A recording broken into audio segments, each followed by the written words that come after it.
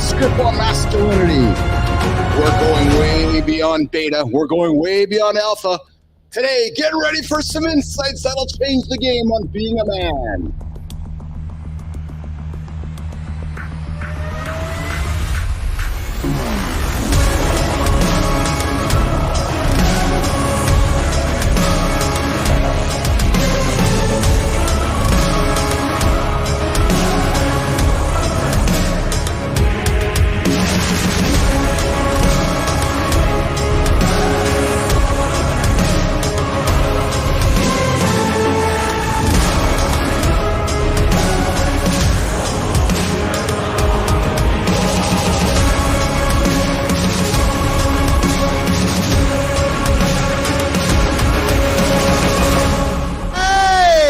You wait. Hey, what's going on, nation? Good morning. Where's that button? There we go. There's the one I'm looking for. Good morning, nation. Welcome back to Mornings in the Lab, the Morning Loop. We are restarting the 5-day, we call it the loop here in the lab. That's right. You know the drill. This is an explicit show. Yeah, it's an explicit show. True story. So if that's not your thing, feel free to dip out. No, I didn't say put the Copenhagen. I didn't say dip into the Copenhagen, Richie Rich. I said to dip out of here if you are all into the offensive, explicit language we're going to drop here on the show today. But if you're sticking around, we'll dive into something big today. Oh, yeah. We are talking masculinity and relationships, and we're talking about how men can set up and be better partners. Oh, yeah. And we're talking about, we got brand new camera angles here in the lab this morning. So, hey, listen. There's a groundbreaking brand new study coming out of the University of British Columbia that's redefining what it means to be a man. Yeah. And hey, the guy's here. The guy's here. The guy might be in the lab with us this morning, Dr. Jon Oliffe. Forget about alpha. Forget about beta. We're talking about 3 new categories of masculinity here in the lab this morning. And trust me, we are going to get deep here this morning. And like I said, we even got the guy coming here, hanging out this morning, Dr. Jon Oliffe from University of British Columbia. Plus, you need to stick around for Morning Loop Reloaded. Yeah, we are going to redefine the throne. Oh, yeah, true story. The throne being redefined this morning, the new definition of the throne coming up on Morning Lap, on the Morning Loop Reloaded. Men, I'm telling you guys are going to thank me for bringing this to light. You're going to thank me for leaning into some of the women's magazines that still exist in the world today, Cosmopolitan, Women's Health, all those kind of stuff. I was doing some reading over the weekend. I'm like, aha. We need to talk about that here today on the show. So that's going to be the idea. Of course, I got my team with me today. You know, that guy over there. I got Jon Andersen sitting over there. I got CMartyFit sitting over there. And of course, producer Flynn's over there and producer Jimmy. Well, he's just back over there. So we got the whole team bringing us in here. Let's bring them all in the. Let's bring everybody into the lab here this morning. We got Marty, we got Kristina, we got Johnny. Oh, we got. Let's see what's everybody wearing today. I'm working on these new buttons here today. So let's see here.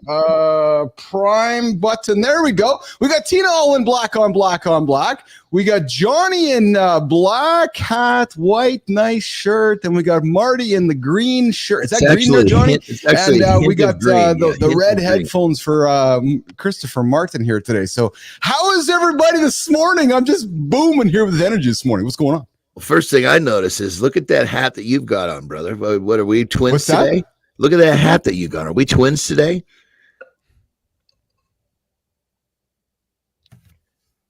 Yeah, I'm wearing black on black. I got a nice Chapo hat. I got a hat just like Johnny Andersen. It's a Kangol black hat, just like yours, Anderson. I'm telling you, brother, it is just like your hat here. I got a nice little black one. How about the wide angle here in the lab this morning, guys? Whoa, can you hear Johnny? Keith, can you hear Johnny? I'm having a little bit of hard time hearing Johnny. A little bit. Okay, yeah, he was just talking to you. Yeah. Oh, there you go. Okay. But I got something to show you guys. Can everybody hear me? I got something to show you guys. I can hear you, Johnny. I can hear you. Yeah. Okay, I can hear you. Good. I'm going to show you guys something that might kind of freak you out, but I've been having some fun with something, and if it works, it's going to work exceptionally well right now. But check this out. So I'm going to do this. I'm going to watch this here. So I'm going to keep talking, and I'm going to go. Hey, so welcome to Mornings in the Lab with Keith and Friends. I'm your little host, Keith Bilous. What the fuck? That's so creepy. How does that compare? How does that compare to actual little Keith? Hey, little Keith here, joining you Mornings in the Live with the hook, coming to you with the little face and the big hair and the big deep voice. We're redefining what it looks like to be a man here today in the lab. I feel like we need to explain this to our audio listeners. Yeah, I was What about to are say, you they actually don't know doing what's right going now? on. Yeah. All right, so it's my audio listeners. I'm looking into a camera that de-ages me about 40 years. So I'm looking at about a 12-year-old 40. version. What do you mean, Marty? I'm not. What? 50. No, 50. Okay, so it's de-aged me about 2-year-old 50 baby years. right I'm there. So looking you like how said old am I? Oh, he's 8. 2 years old? That's what we're saying? No, he's more Yes. than Yeah, he 2. looks 2. Nah, No, he's 2. 12 is good. 12 is good. Y'all haven't seen a 12-year-old Oh, lately. They man. don't look like Exactly. babies. That's very true. I agree Oh. with it. I agree with that. I got a 2-year-old. He looks like a 2-year-old. He looked like a 2-year-old. Exactly. There we go. There we go. So hey, quickly, guys, how was the weekend this morning? How was the weekend? How was the, we don't call it the weekend, but how was the loop over the weekend there, Johnny?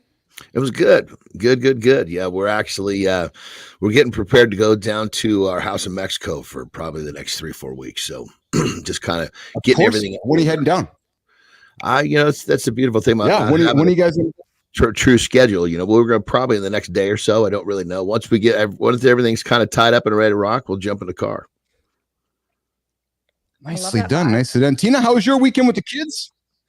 It was good. The birthday celebrations just kept going. I ate a lot of shitty food and I drank a lot of wine, but there was no hangover. So I feel like that's an accomplishment.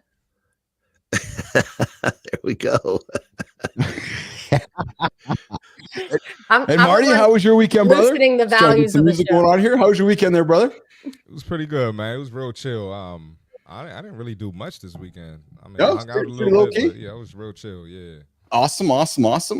Yeah, mine was pretty low key as well. I got a lot of stuff done here in the lab this morning or this weekend, of course, and I went up to mom and dad's for some dinner yesterday, but was getting ready for the week ahead of us here. But hey, so today we're going to talk about masculinity and the whole.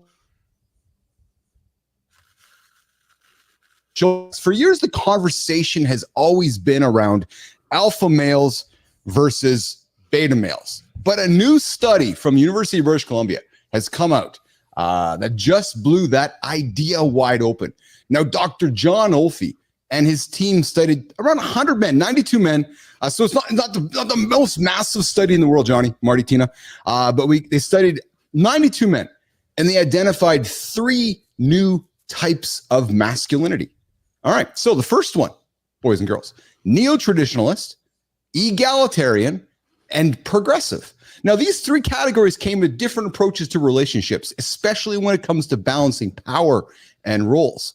So let's go through them all. The neo-traditional sticks to old school gender rules, seeing himself as the protector and the provider. Probably the very traditional role, right, team?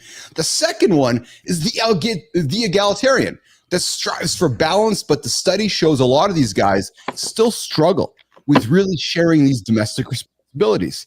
And then, of course, we got the progressive who's all about gender equality, gender equity, and constantly talking with his partner to realign roles. So here's my question, team. Do these labels, and Marty, we talked about labels last week, brother, do these labels really help us understand masculinity better? And Marty, I'm going to go to you first, pal. Or are they just putting new boxes to men to live in? So Marty, you first, and John, coming to you second. Marty, what's your thoughts on this whole redefining boxes around men?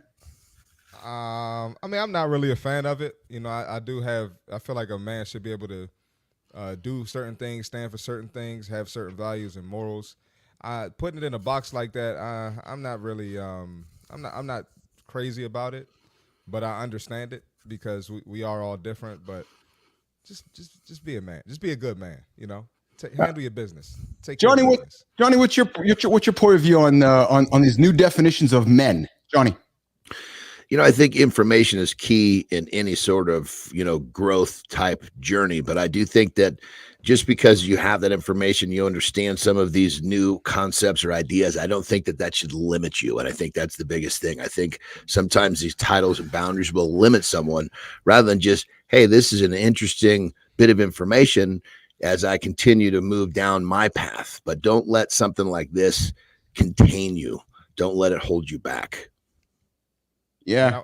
I wanted to add one more thing too, like with the whole like just take alpha male for instance. Like now you got guys trying to be alpha male, and it's just like, bro, just be yourself. Like stop trying to consider yourself an alpha male and be this and that. And then even the women now they're alpha females, and it's just like, yo, just be yourself. Stop trying to fit in this box and be super tough or be something you aren't. Yeah. Kristina. Kristina, so from your POV, coming from the queer, lesbian, gay community, when you hear these redefinitions of masculinity in men, what comes to mind for you, Kristina? And most importantly, when you look at your dad, you think back to your dad and your dad's generation, what do you think these new definitions of men? Kristina?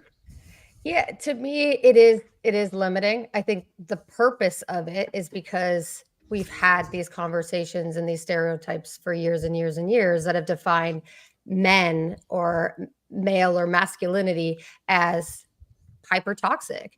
And so I get the value of it, of like why you want to change that narrative. I think there's other ways to change that narrative. I think a study that only has 110 people. Also, there's a lot of work to still be done there. So we don't want to take this at face value. But to me, I think, sure, absolutely, let's redefine what it means to be male.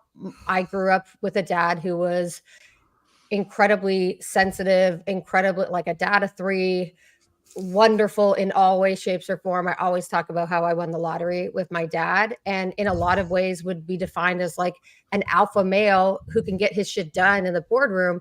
But also my favorite thing ever was meeting people that worked for him and saying like, he always made us think that we were the priority. He always listened to us. He always took his time to learn his name. So this is not a generational thing.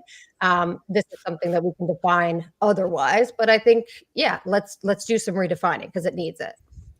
One more thing I think that we should add into this whole thing, this topic, is that, granted, this is great, this conversation. There's these new different definitions, whatever you want to call it. But I think what people really need to focus on, rather than trying to fit into one of these molds, fit into being yourself all the way. Literally think about, don't contain yourself by a label or a boundary. Learn to be unapologetically yourself.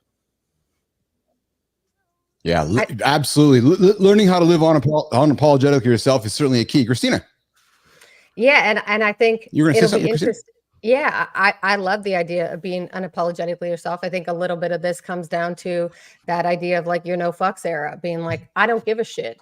And I'm going to own who likes me and who doesn't. I talk about this all the time. I talk about who I am openly because I want to connect with those who will connect with me. And I want to fucking repel those that won't connect with me. Don't waste my time. Don't waste yours. Get the fuck out of my way. And there's nothing wrong with that. That's right. There's nothing wrong with that. Invite who you want in your circle and invite those who don't want to get in your circle, get out of the circle. But hey, let's do this. Yep. Accountability check-in. Let's get Kristina off stage, Marty off stage, Johnny off stage. I'm going to do that. There we go. All right.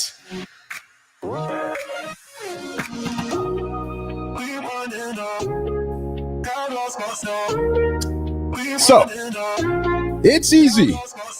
It's easy to blame others when things go wrong. That's just what we do. We just blame. Yeah, project failed, but somebody else's fault. Yeah, not my fault. Somebody else's fault. Relationship crumbled, must be their fault. It's not my fault. To hell with that. I'm not going to take responsibility for it. But here's the reality. Accountability. Yep. Accountability is everything. And not some things. Accountability is absolutely everything. It's not about pointing fingers. It's about owning your part, even when you've been wronged. Because you can't control what others do. Nope. But you can control your response, as Johnny always says. The response that you have out of your mouth is completely in your control, not anybody else's. So what are you blaming for? Did someone drop the ball? Yeah, maybe. Whose fault is it? Your fault? Their fault? Don't blame. But did you set the clear expectations? Did you communicate well? Remember, blaming is easy. Ownership is hard. But that's what builds real character. So, if something negative happens today, it's going to happen. Don't kid yourself. If something negative happens today, just pause. Just pause. Sit back, step back, look around, ask yourself how you can take ownership of the situation instead of blaming somebody else. Because, hey, the first reaction, nation, is to blame somebody else. Today, for the accountability check-in, I invite you to look in the mirror and take that ownership yourself. That's accountability check-in every single day here on Mornings in the Lab. Coming back with the crew here this morning here with how to be a better man in your relationship. Let's get the team back up on stage here. We got Marty. We got Johnny.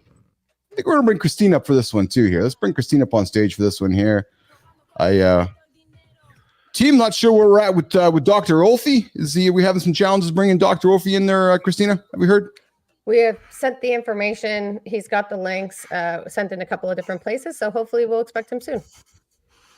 Awesome. Okay, cool. Beautiful. Let's get on with it. Let's continue with it. So listen, we're going to bring all you guys up here right now, and hopefully we bring Dr. Oliffe in this morning. Good morning, Shelly Spence. Good morning. Good to have you here this morning. What's up, Shelly?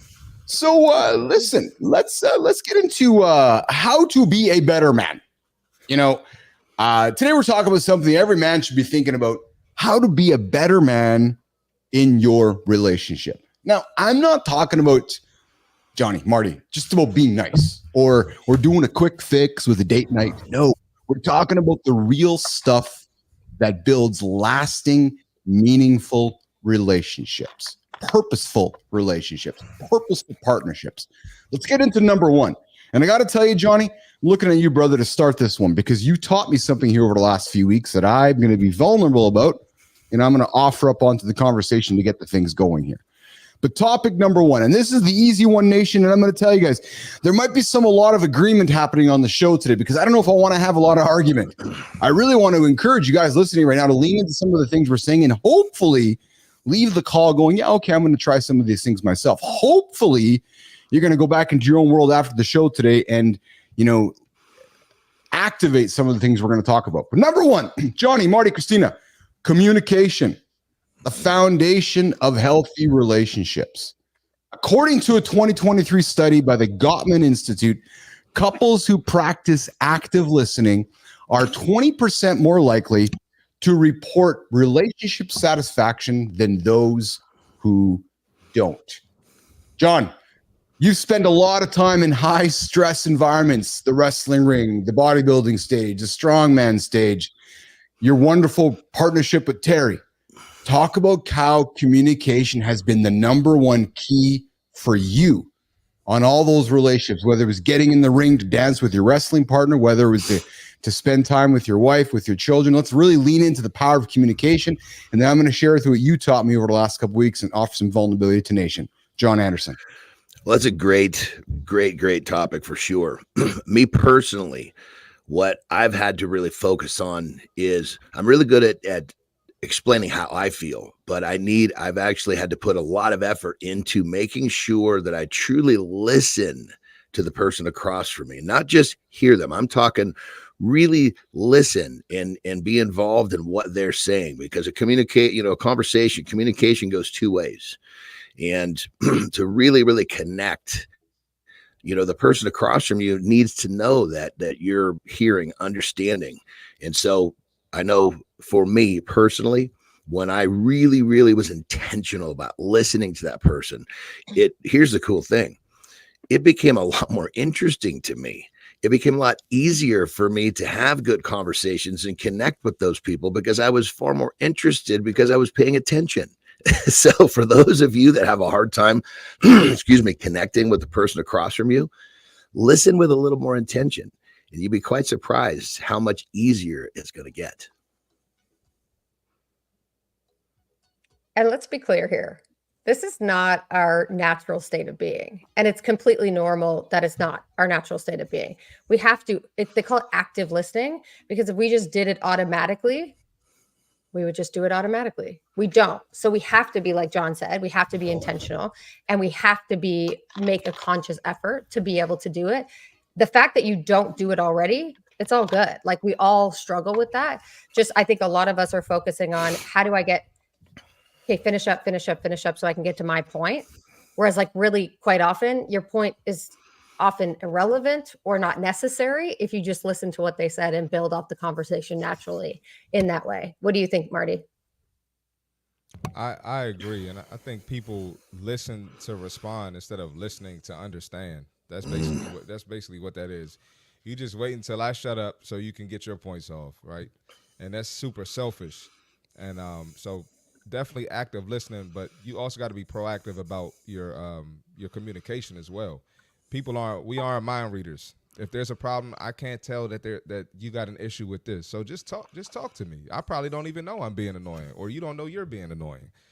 So both it goes both ways. Communicating and listening, both are super important. You know what's incredible though, right? Is that we spend time with our loved ones, our partners, who we are vulnerable with, we are in love with, we are in like with, but yet it appears when it comes to communicating the tough things, we seem to avoid it. And why is that? Why do we avoid talking about the bedroom? Why do we avoid talking about the tough things as humans? Is it natural? Is it just this whole idea that some men are like, you know what? I don't want to talk about it. I don't need to share my feelings. I'm good with it. Right? Like why is it so difficult for us all still to share our feelings and talk? I think when it comes down to what you're just talking about here, Keith, I think it's got really to do with the person who's having difficulty talking, becoming really comfortable with who they are, meaning, being yourself and not worrying about being judged, not worrying about the uncomfortable moment, just truly just being yourself. And when you can be yourself and you can speak candidly about what you're truly curious about and what you feel, it's good. It completely opens up another dimension of conversation and a new dimension of life for that matter. But I think that's the hiccup. I think too many people are afraid to just truly be themselves because they're so afraid of being judged, or they're so afraid of what the other person is. Well, I'll tell you something, Johnny, since we've been hanging out, I've really been leaning into a lot of the things. Sorry. We hear you. We hear you. He didn't say anything. So you guys, I'm gonna step out here for a quick second. I'm having some technical difficulties here. So Kristina, you keep this conversation rolling here. I'll be back in a quick second. Okay, I'm gonna do a pause here. Okay, I totally agree with you, Johnny. But real talk here, you talk about the impact of wiring on our brains. I don't know about y'all, but I was not raised in an environment where talking about your feelings was all that welcomed, and it wasn't intentional. I love my parents, but it wasn't intentional. But it was just like in every way, shape, or form, whether it was parents, whether it was aunts and uncles, whether it was grandparents, whether it was teachers, it was like kids are to be seen and not heard. I'm totally with you there. I understand that. I totally, and I think part of me being learning to be who I was probably some sort of a stance against that. Yeah. What about you, Marty? Did you grow up in a household where it was welcome to share your feelings? Feelings didn't play a part in my household at all. I don't think it was on purpose, but I think maybe, and I don't know, maybe Johnny, maybe your generation was kind of taught what Kristina was talking about the kids are to be seen and not heard. And I kind of struggled with that, as I got older and got into relationships. I didn't know how to express myself because anytime I did, it got shut down. So, and I think we got to be considerate of that with our partners as well, and be willing to, have some patience and work with them and have that open communication to tell them about, like, hey, it's okay. You can talk here. You can express yourself here. In this all what we're saying is so true. But I think one of the things that we've got to remember here is this is like a work in progress. This is something we got to practice. This is something we got to get better at every day. This is something we can't just wish for and it's going to show up. We no matter where we started, no matter what we were promoted to do, we know what we want to do. It's a matter of being active and intentional about being better. Like what originally I was talking about, how I had to be more intentional to listen. I was really, really good at expressing myself, but I was terrible at listening to how the other person felt. Even if it had to do with what I said, I was always listening to what they said, just positioning what I wanted to say next, not really digesting what they were saying. So it turned out to be really lopsided communication, which was not helping anybody, including myself. I feel the same way. And I think a lot of that does have to do with the permission that we had to talk or not talk, because you had only like a little sliver of a moment to try to get your thought or get your feeling in. Try to get your shit in quick. Or parent, you're like, oh, wait, but no, I got something to say. And it's like all these things we've been conditioned to over time. And then in fairness, like then we're thrown into adulthood. None of us have these communication skills, which is really what they are. We're thrown into adult situations and adult relationships, and all of a sudden told, well, you need to fucking know how to communicate, where it's very much so a skill. Marty, from your perspective, how has that skill developed for you? Like, how have you seen yourself consciously developing the skill, knowing it's important? Oftentimes that comes with mistakes. I'll say this. I think a lot of people, and your career might not, be like mine, but one thing that helped me was being a trainer. I'm like that extended family. So I had to talk to You're people. like a psychologist. Yeah, I'm like, no, I'm telling you, unlicensed therapist at this point. But I had to listen to people's problems. I had to really tap in and understand what they're going through. And then even issues with, okay, you're not getting the results you want. I might have a client just disappear. And it's like, why'd you disappear? Well, they tell me what wasn't happening. And so it's like, well, you got to communicate that. Now I realize how toxic that can be. And somebody will do that and talk bad about my training. And it's like, we didn't even have this conversation. So I would say if you have a career where you have to communicate to be successful, I would say lean into that and really pay attention to that and bring it into your personal life as well. We are back, Keith. We have not gone into topic number 2. So passing the baton, you got this. Let's keep rocking and rolling here. All right, we're gonna get to number 2 here before we head over to the fit tip here. A little bit of internet challenges this morning. So vulnerability. Vulnerability was the next one here that came up on the stage here, where topic number 2 was emotional availability, strength or weakness. Let's tackle vulnerability. The American Psychological Association 2022 team found that men who are emotionally available and express their feelings regularly experience a 30% fewer relationship conflicts compared to those who don't. What role do you think emotional openness plays in relationships? How can men strike that balance between showing vulnerability and maintaining their sense of strength?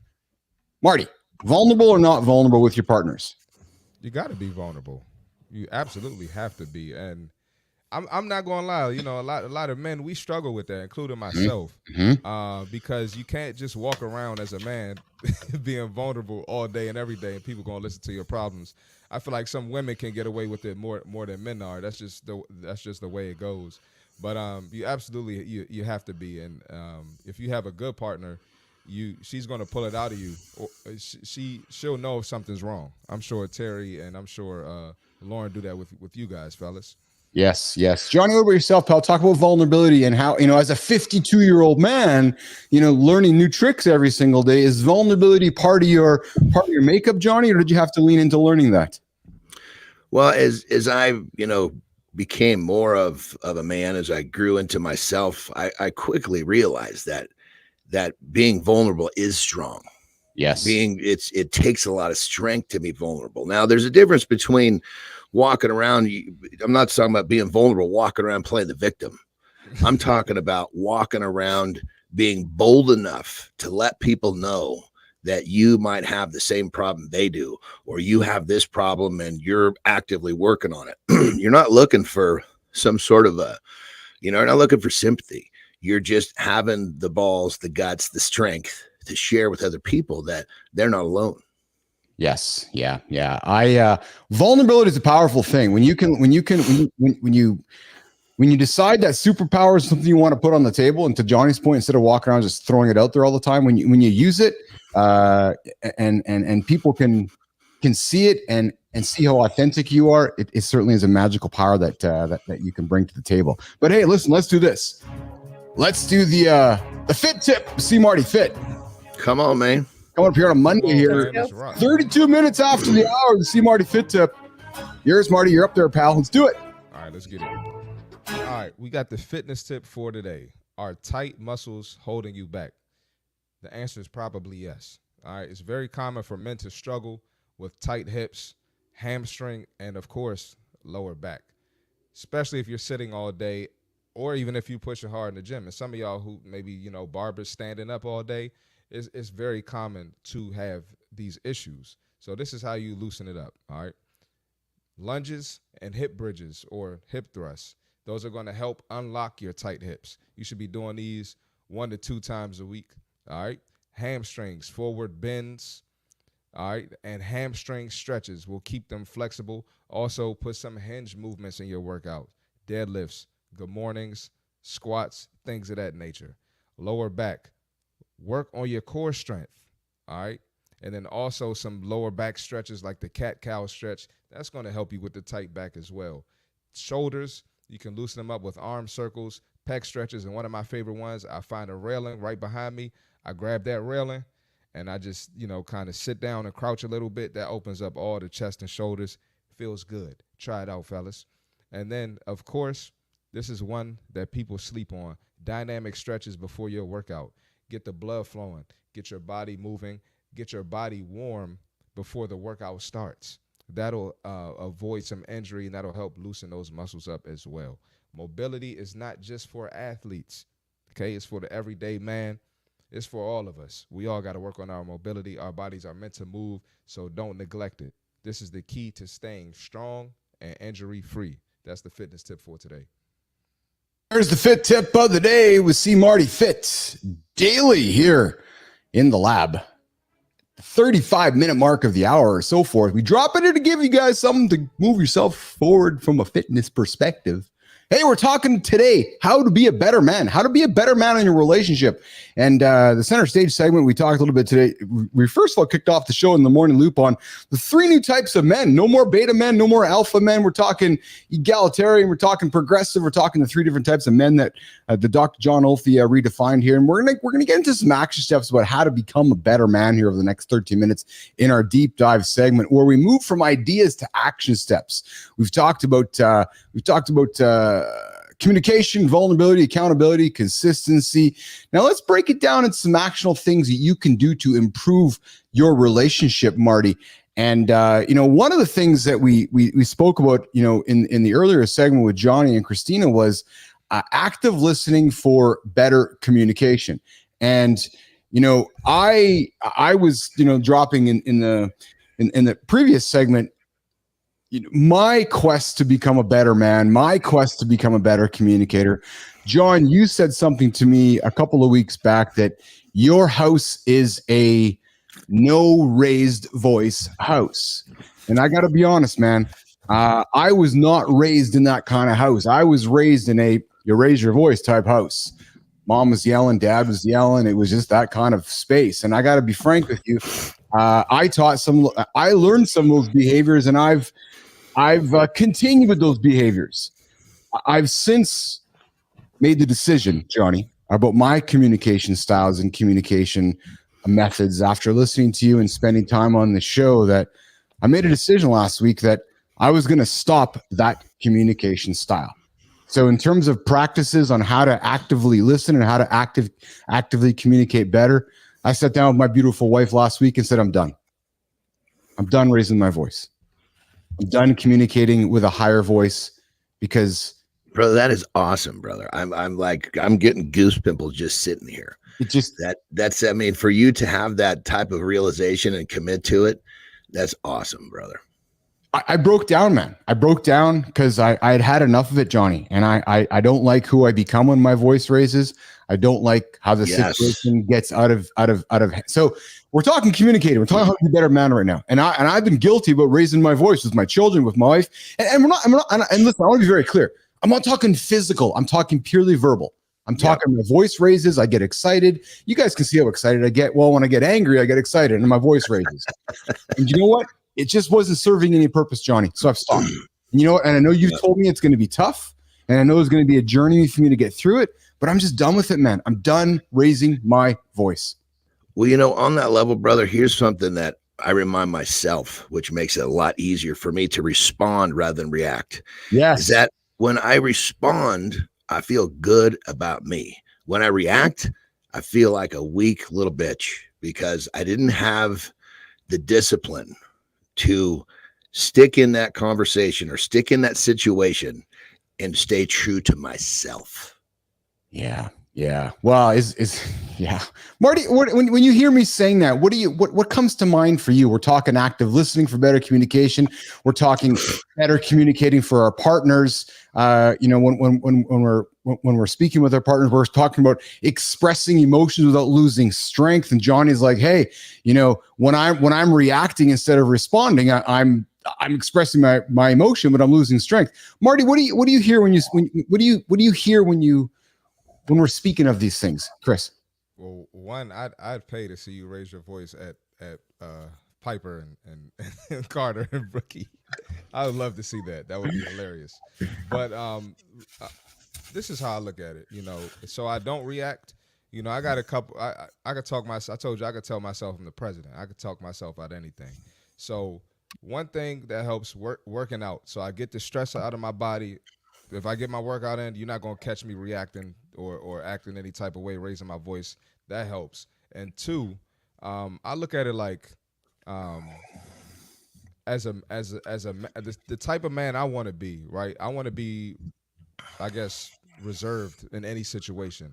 I don't want to be in a state of weakness ever, So no matter what I'm going through, I want to come out and I guess as strength. I'm trying to articulate myself. Yeah. But I've made a vow to myself that that's just not part of my life. You're not going to catch me yelling. If you catch me, that's just not me.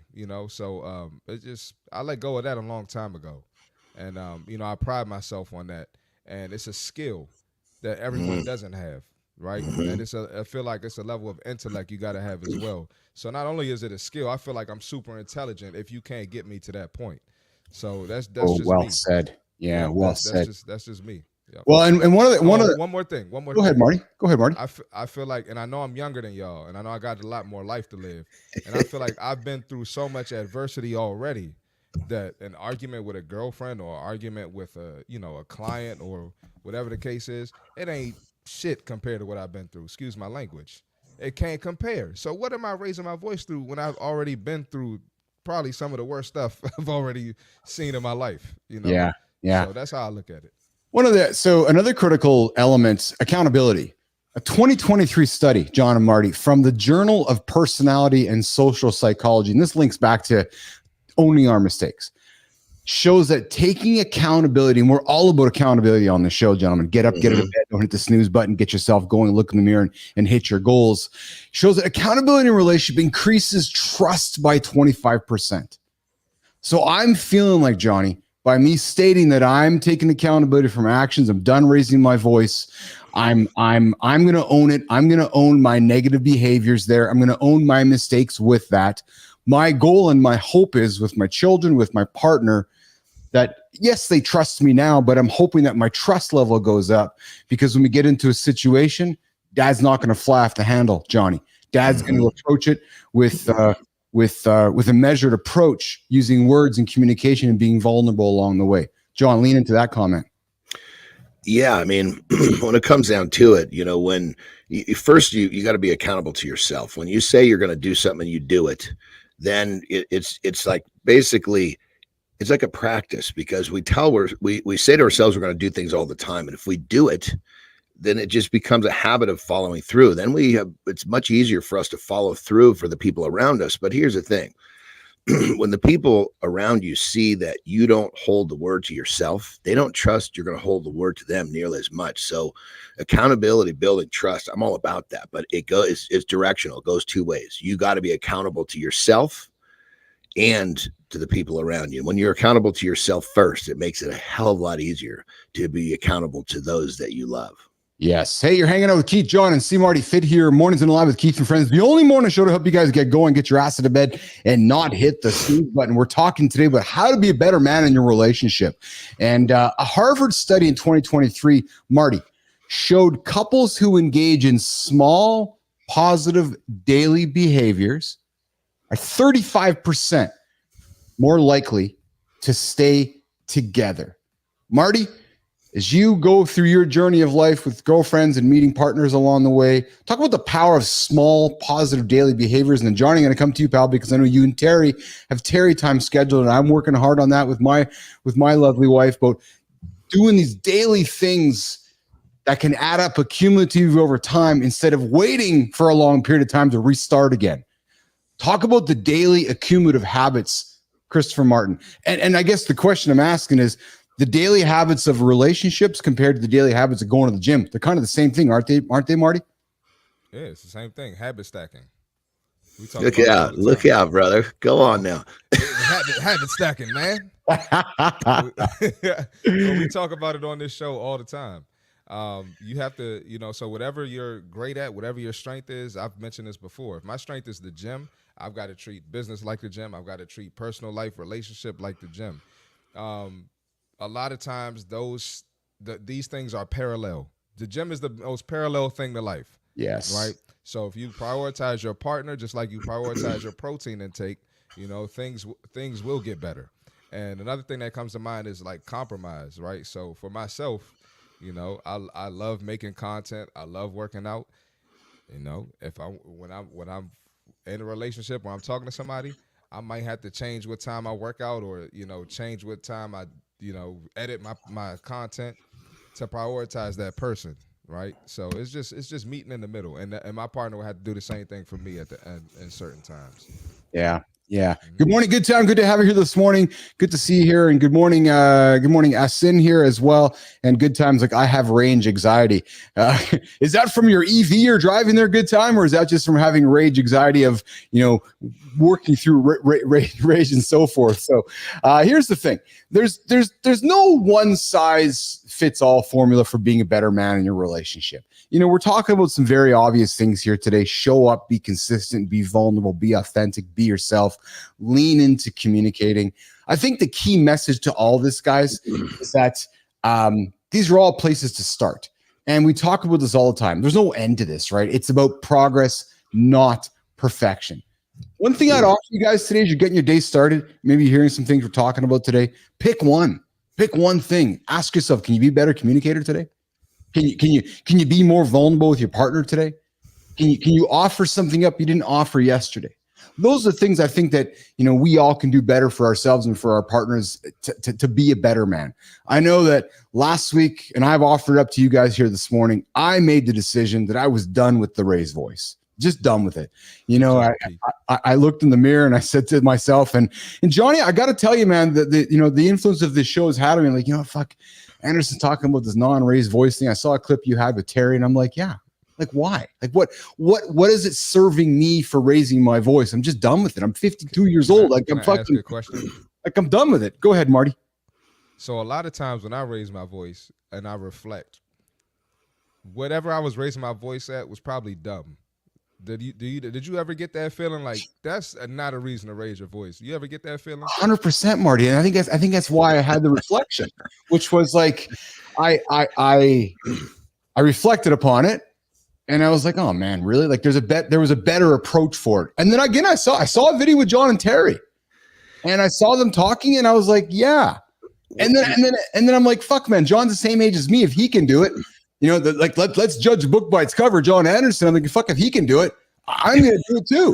And I'm just done yelling. I'm done raising my voice. I can be a better person. If I cannot raise my voice for the next 20 years of my life, man, that's a learned behavior for me to change behavior. Yes, and the thing about it, brother, is it's a habit.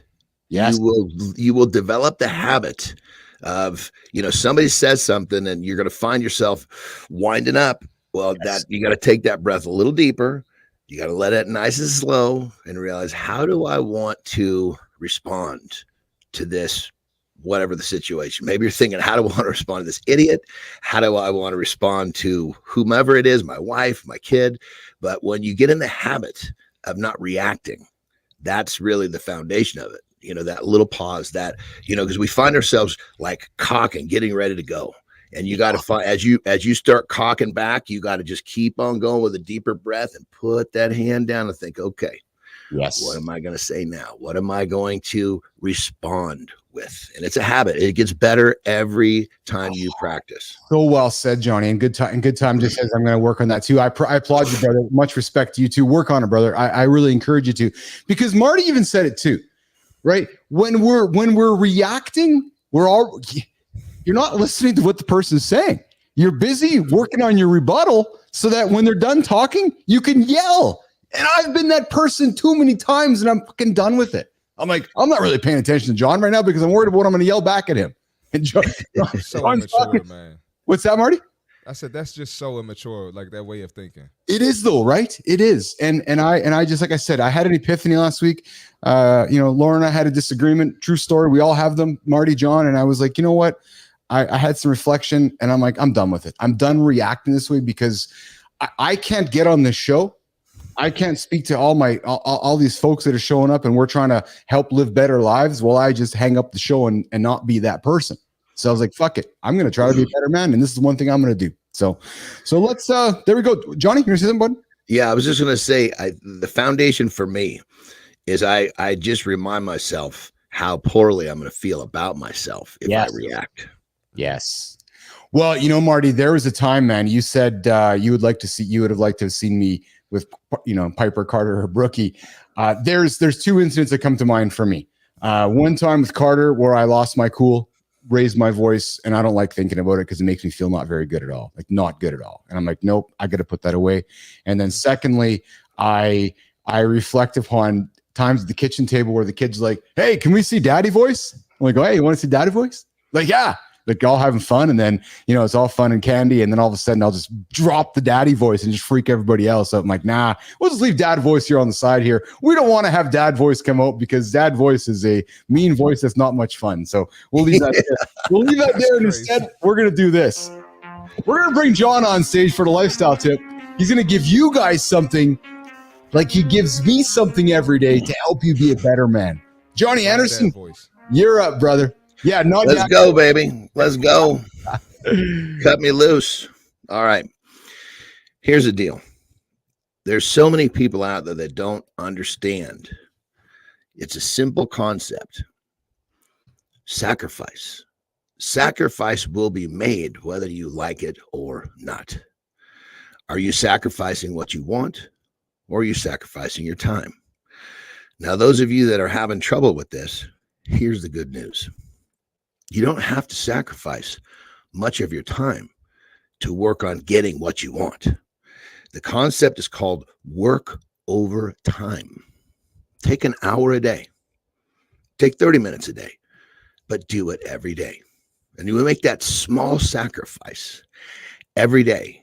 You are going to be so happy with the progress you make towards getting what you want. So remind yourself, sacrifice is being made every day. The question you have to ask yourself is, what are you sacrificing? Rock and roll.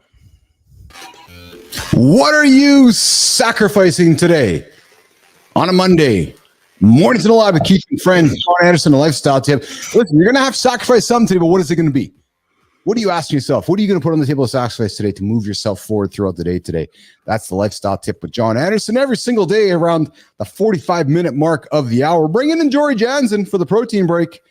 We're going to talk, pull up my notes here today for the show here. I'm excited with this. And what's shaking, Jory? How are you today? I'm good. How are you? I'm awesome. Thank you. Jory, how are you? I'm great. Thank you. So I'm going to have some fun with us this morning here. And I got a couple topics. I got a couple topics here this morning. So this morning I want to talk about healthy fats that boost brain and body.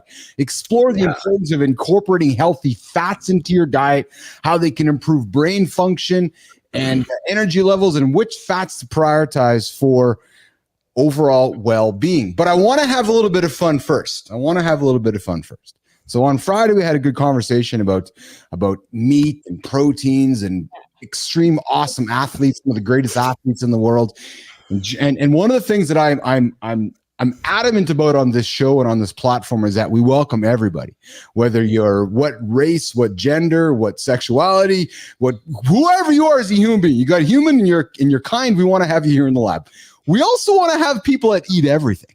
And we want to have people that have all different points of view on whether they're a vegan, whether they're not eating meat, whether they're eating meat, et cetera, et cetera, et cetera. So we had some fun on Friday and talked about how, there might not be a lot of world-class athletes that are vegan only. Yet, I got to be honest, guys, Jory Jansen did her homework on the weekend, and she's like, Keith, I found some athletes that we should talk about here today that are world-class vegan athletes, Jon Andersen. Nice. So Jory came to the table prepared. And I know, Jon, you're a man of information. You're a man of send it up, send it up, send it up. So Jory did some work with us this weekend, and she's like, hey, the first one is, Jory, Venus Williams. Yeah. One of the world's greatest tennis players does not eat flesh. Quick question: Was she a vegan from the jump during her years of developing her talents, or did she switch once she made it to the top? That I haven't dug into. Great question. It's a tough Oh. one. It's a tough one. I would say that likely, although I didn't do that homework, likely was not. I don't know how far back it goes to, for sure. But no, I don't know that for sure. However, I would say in terms of that, I wonder, it's a question for all of you. Is it that creating the vegan planning is hard for us as the service provider versus it's hard for the athlete? Well, and you posed that question to me on Friday where you said, hey, is this sometimes, what was the question you said to me, Jory? You're like, hey, sometimes you said to me, is it worth even just giving the athlete an option, right? Is it convenient for them or not convenient for them? That's kind of how you pose it, right, Jory? Right. So Right. hold on real quick. Now, Jory, you know I love you, right? Sometimes.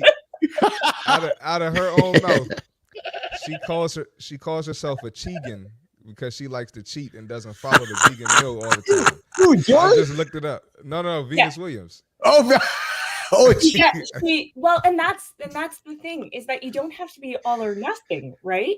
It's just like those, like for me, I am not vegan, I'm not vegetarian, but I do incorporate plant-based eating into my health and wellness plan, because we know not just performance-wise, we got to look at health. yeah. And when we get into the fat content, we're looking at, heavy meat eaters are eating a high level of saturated fat. And we'll get into that later. And whereas when you start adding plant-based proteins, you start decreasing that saturated fat and start incorporating more fiber content. You start incorporating more heart-healthy fats for long-term health. So I think that there's a benefit to exploring what's there. But for me, I would like to say I don't think we know for sure that the elite of the elite can't be vegan. I don't think we know that yet. I do know for me, when I have someone that is not vegan, man, the meal plan takes like minutes for me. Yes. Yeah, for sure. You add in cultural differences, you add in allergies or beliefs that we have, food intolerances. That creates more work for me as the service provider. It's like, man, you just do this. Yeah. I know it'll work. Right? Yes. Yeah. So let's continue, Jory. Let's talk about healthy fats. Let's talk about healthy fats that boost the brain and the body. Explore the difference of incorporating healthy fats. And here's the question, Jory and Jon, do we need to add extra fats to our meals, or if we're eating the right single ingredient whole foods, are we getting enough of the appropriate fats in our diet, Jory? Or should we be go looking for extra fats in the diet? Jory.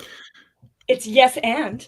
So what I would say is, if you're getting enough calories from your balanced meal plan, likely most people don't need to go out and start searching for supplements.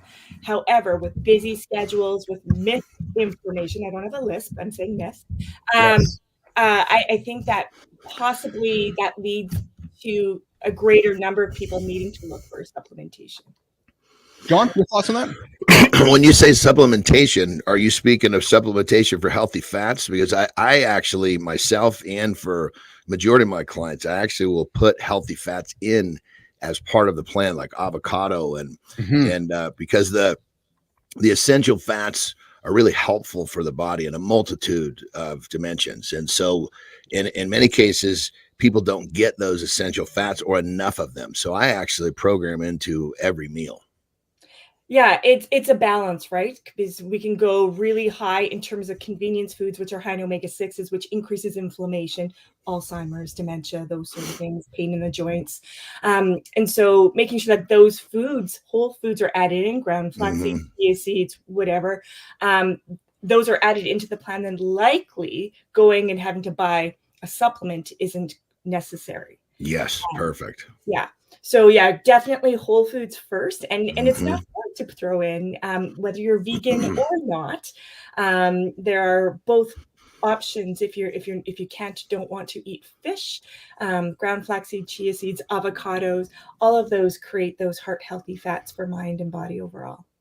Yeah. And, going to what Marty was saying a second ago, I know lots of quote vegans that are not really vegans. And because they do cheat and they do bring in different elements that the body needs to perform at a high level, it's a much different deal. But when someone is a strict vegan, now all of a sudden you've got these challenges with getting what's needed in order to really progress. Now, granted, like we talked about, every goal is a little different. Someone that's trying to put on 100 pounds of, someone's trying to be a pro strawman or a pro power lifter, some strength oriented deal where they got to put on 100 pounds of majority muscle. That's where being totally strict vegan becomes more of a challenge. Now, if they're a cheater on their vegan plan, it opens up a lot of possibilities, because I've dealt with plenty of those. Oh, I'm a vegan, but I eat this and this. Perfect. We're good to go. Well, people love these titles, and I always make the joke. And when I say this is just a joke, so nobody get their panties in a bunch. You put 100 vegans on the line. The ones that are there, you got 85% of them are mad as hell, and the other ones that are the other 15 that are happy, they cheat on their diet. Well, I think we want to be clear on vegan, vegetarian, Chegan, as Marty said, or somebody who's choosing to lean more to a plant-based diet and add some protein and add some flesh to that diet. I think there's a lot of different labels we can talk about. I'm of the fan of how science is showing the power of plant-based diets. I'm a fan of the power of what science is showing, that there's alternatives out there other than going. Am I a fan of flesh? 100%. But I'm also a fan of some of the new things we're learning, and I'm trying to create the show less bro science, more science of what's we're learning today and learning for tomorrow. So, Jory, give Nation one thing to wrap up their thoughts around fat today. Still confusion around fat, saturated fat, non-saturated fat. Tell somebody today to go have fat and enjoy the fat and not get stressed about it. Jory. Yes. No matter what kind of fat it is, we need to just, be cautious. Yes. Like it's still a high calorie option. It's still something that we want in moderation, no matter what. And so I would say create balance, do something that makes you feel good, have your treat versus a cheat. It's all mental. Enjoy. You're not pulling up to the gas station and putting seed oil into your car. So add a variety of fats into your diet. Don't be scared. And the more variety, more likely you'll be balanced, and then you're going to be good. Excellent. Excellent. All right, George Andersen joining us here this morning with the protein break. Monday, Wednesday, Fridays, nutrition tips, protein tips to give you guys something to move through your day. Good time. I see you in there. I see you leaning into Jory thinking, what am I going to have today? Go have some fat.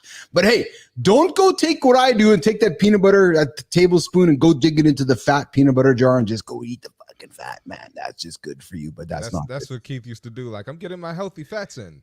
That's what you used to do. Yeah. You're going to have to go to an almond butter rather than a peanut butter, because peanut butter is definitely a question mark of an essential fat. But Johnny, I love almond butter. That's I do too. Almond butter, man. I could just crack. I could crush almond butter in the jar left and right. Brother Terry has to hide that son of a bitch from me. So good. You have the same challenges I have here in my house, where I got to tape jars up around here, Johnny. That's the problem around here. So sometimes discipline is knowing when to ask your partner to hide something. That's right. That's exactly it.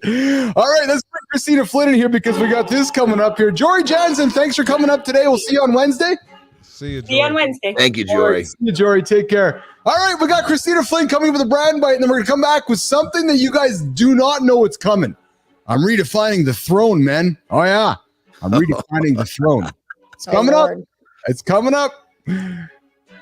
Love it. All right. So stop following their rules of content creation. They're being gurus, mostly on LinkedIn, but any platform really. So here's the thing. There's no one way to be a content creator. But too many people, they've grappled or they get trapped in thinking that they have to follow all the guru's rules. So here's the guru rules for content creation. Be active on every platform, publish 20 plus pieces of content daily, engage with every single comment and person that's commented on your stuff, post to different content on every single platform. If it sounds exhausting, it's because it is, and it's not sustainable. And it's actually what kept me from building my own brand from so long. So here's what I've learned instead. You got to start with what works for you. So here are my rules for content creations. Pick the platform that you love. Whether you like photos, whether you like writing long form, whether you like writing short form, whatever it is, there's a platform for you. Videos, of course. Focus only on that one platform first. Start by publishing 2 to 3 pieces of content weekly, not 20 daily. When you want to engage when you can. 15 to 20 minutes on the days that you publish is great. A little bit before you publish, it's going to give the algorithm a bit of a nudge to say you're here and you're around, but don't focus too much on those numbers, and you don't need to be glued to your screen. And you don't want to stress about creating new content for every single post. I know this is like a little bit, controversial, but you want to look at the posts that are doing the best, and you want to learn to say 5 to 7 things in 100 different ways. The best people in communication, the best people in content creation do this. You can absolutely repurpose your shit. So there's no one formula. What matters is creating a plan that actually works for you and building your habits and systems around that plan. And when you're ready, even if you don't feel 100% ready, because you're never going to feel 100% ready, then you expand, whether it's more posts, more engagements, more connections in the DM. So ignore the noise, ignore the guru advice, including mine, and make your own rules for content creation. You will do just fine. I have entered my no fucks era, and I promise you, if you give today's brand bite just a try, you'll be one step closer to entering yours. You've got this. Hey, the No Fucks Era with Kristina Flynn. The personal brand bite every single day at the 59-minute mark of the first hour here, Mornings on Live with Keith and Friends. She drops in every single day to give you guys something to think about moving your personal brand forward. It's something we need here in the 2024s. And but hey, we're heading to the second hour of the show, and it's now where I like to get this part going on, and it sounds just like this. And I'm going to go this here, and I'm going to go to the wide cam. Yes, I am. Let's bring up Marty. Let's bring up Johnny. Yeah. There we go. There's her bagpipes, baby. That's it. There's the bagpipes. And hey, I got something this morning. I'm pretty excited about this part. So, Johnny, my brother from another mother. So, I was flipping through some Cosmo this weekend. Hey, As you do.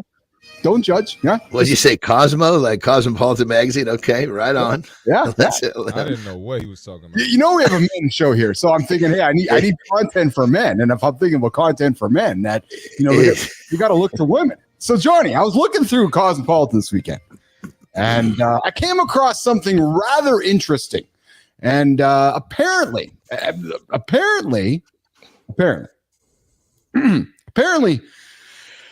So just a reminder, nation, this is an explicit show. So if you have children in the room, you might want to just have them put the headphones on here this morning, because the morning's in the lab reloaded here. He's setting it up, baby. He's setting it up. What's it going to be? This is bad. This is a long setup. This is bad. Apparently, nation, face sitting is being called the new way to. Hold on. What did you say? What was the term? Apparently, according to Cosmopolitan Magazine, Johnny, face sitting is being called the new way to spice things up in the bedroom. And I thought that's what you said. And I thought, hold on a second now. Is this the new topic that we're going to throw onto the lab table this morning for Jon Andersen, Kristina Flynn, and Christopher Martin? We're going to talk face sitting for Mornings in the Lab Reloaded, the segment here. According to Cosmo, it's a new thing we want to bring into the bedroom. And it just might be the power move, gentlemen, that we might all want to be thinking about. Jon Andersen, your thoughts first. When you hear this, what comes to mind when you hear, oh, is this the new power move we want to move into the bedroom? Jon, Can you be clear who's doing what? You need to be clear. But yeah, my first thought is we need to define what face sitting is, because my brain's going a couple different directions and I need to tell it which way to embrace. Well, so we it's just that act when we spend some time in an intimate situation with our partner, where our partner might maneuver themselves into a position that is intimately close to your face, Jon Andersen. So whether that partner is a male partner or a female partner, but it's that situation where you're either in the bedroom or you're in a different room in your house, and your partner gets really intimately close and says, or you say to your partner, maybe you want to maneuver yourself close to my face so we can enjoy some fun together. And it's a really maybe you want to sit on my face. Yeah, exactly. So listen, is this something that we've all been missing out on, Nation? Because according to this article in this magazine, it's something that's kind of been gone away over the years. And Gen Z, the millennials, like, hey, wait a minute, we've all forgotten about face sitting. No, we haven't. Well, there we go. This is not new.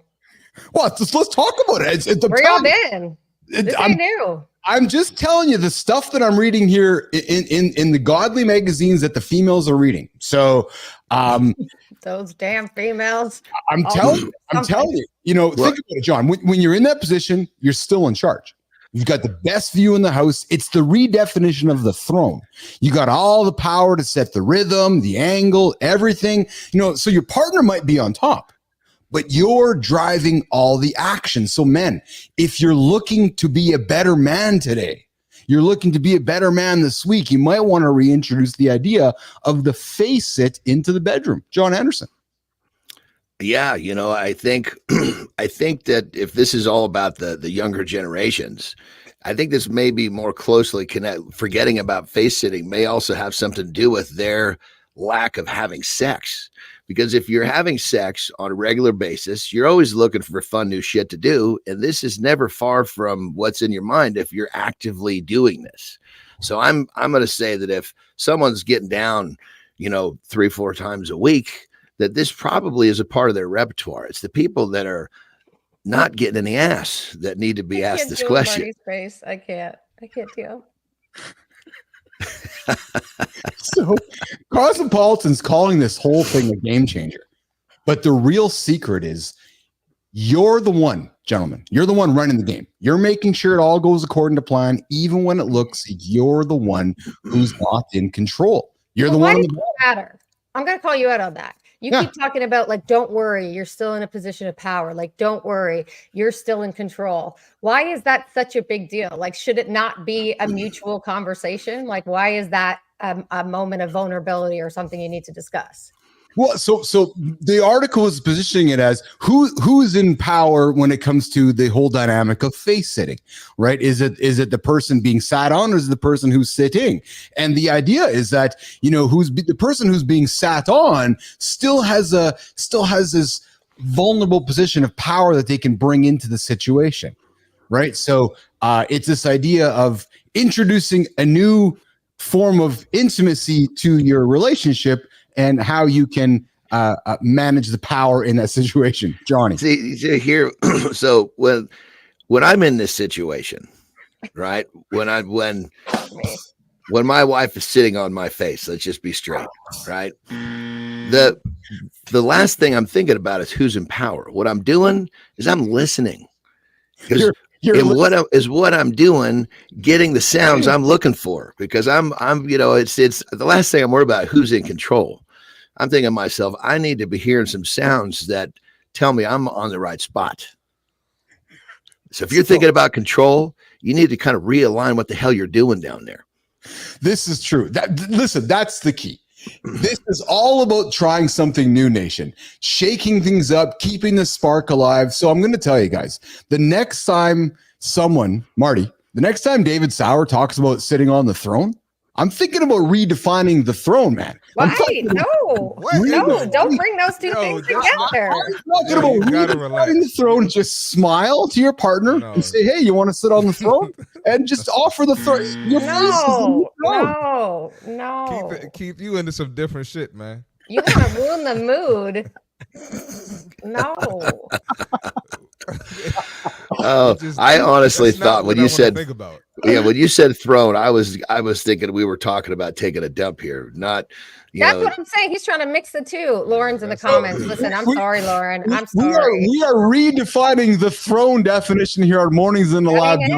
We're redefining the throne, gentlemen, here in the lab here this morning. The throne is something that you want to get your partner to sit on and not the throne you're thinking about, guys. So there you go. Listen, make sure to like, subscribe, and hit us up in the comments. All the comments have gone through the roof. The viewers We're have going to lose subscribers for this segment. And we introduced the sitting on the face segment to Mornings in the Lab. Johnny's just sitting over there laughing, and Marty's got a facial expression like, what the hell's going on over there? We got never heard Marty so cry. Marty's like, man, Marty's going, I'm getting tired of this white boy humor. It's cool. It's cool. It's not new to me, if we're being honest. It's not new to me. So I want to hear what you guys had to say. We got good time coming in with Love It. Hey, listen, I'm going to say something that Jon Andersen said to me. He's like, Bilous, if they're not talking about it somewhere else, then we need to be talking about it here. So I'm thinking, hey, I don't hear anybody else, Jon Andersen, talking about face sitting on their shows. So we're talking about it at our show. So that's what we're going to do. Guys, how to be a better man. Introduce the new throne to your life with your partner. Trust me, you're going to like me for this later on. All right. Like the show, subscribe to the show, comment on the show, tell all your friends to show up. Mornings Live, 8 o'clock Eastern time, the only morning show to get you guys going. Right now, we're going to get into the In the Gym segment with Jon and Marty.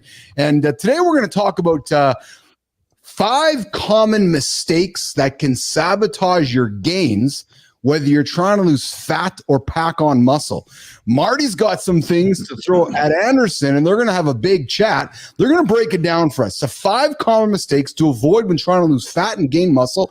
And we know John's going to keep it simple. He's going to say, eat, and he's right. You know what funny is, Johnny? I saw a guy yesterday on Instagram too who's not you, and he's like, hey, you guys want to lose weight? And I'm going, yeah. And he's like, just eat. And he just said basically, eat meat, eat meat, eat meat. I'm like, hey, that's Jon Andersen right off the cue there. So let's get after it. Jon, Marty, 5 common mistakes to avoid when trying to lose fat and gain muscle. Let's go in the gym for the next 15 minutes to learn about what we can do to not make mistakes. Marty, Jon, you guys are up, brothers. Let's get it, man. Let's do it.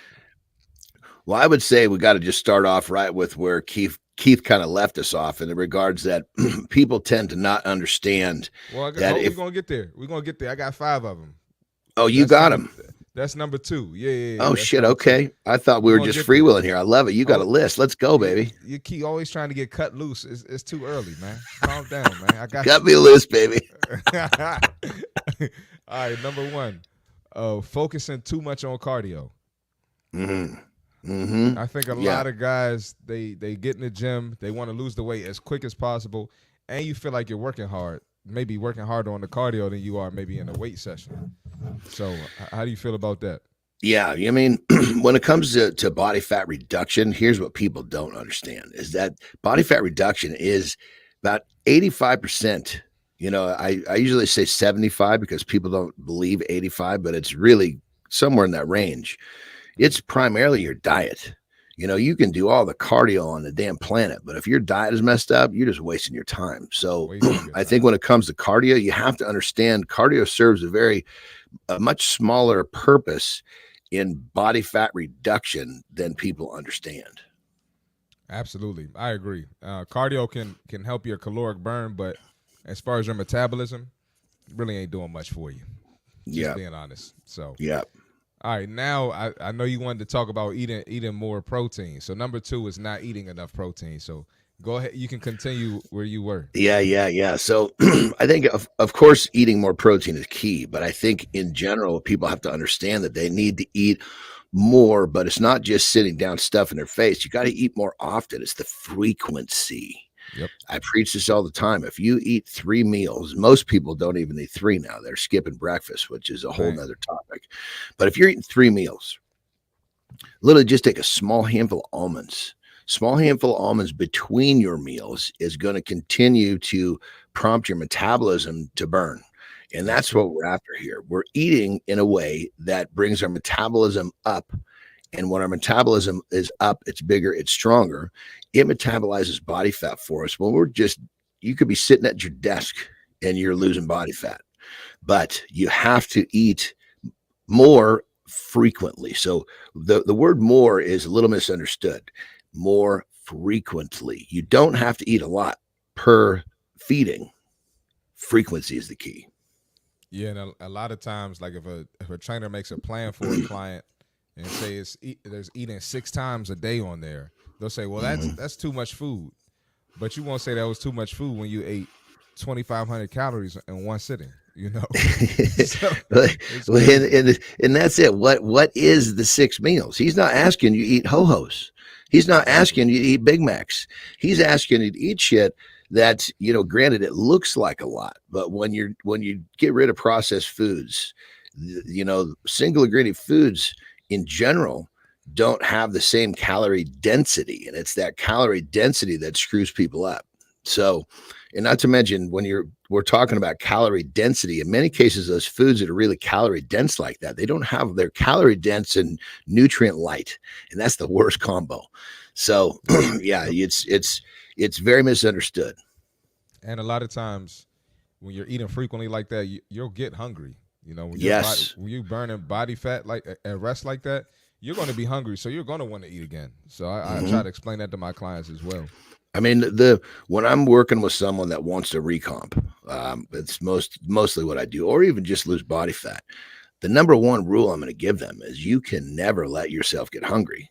You let Yep. yourself get hungry, we're leaving progress on the table. Most people that have tried to lose body fat, they're subscribed to starving all the time. And so when they hear that they never be hungry, their first reaction is, "Oh my God, I'm gonna get fat." No, because Yep. we're playing by a different set of rules in what I'm Yep. teaching you.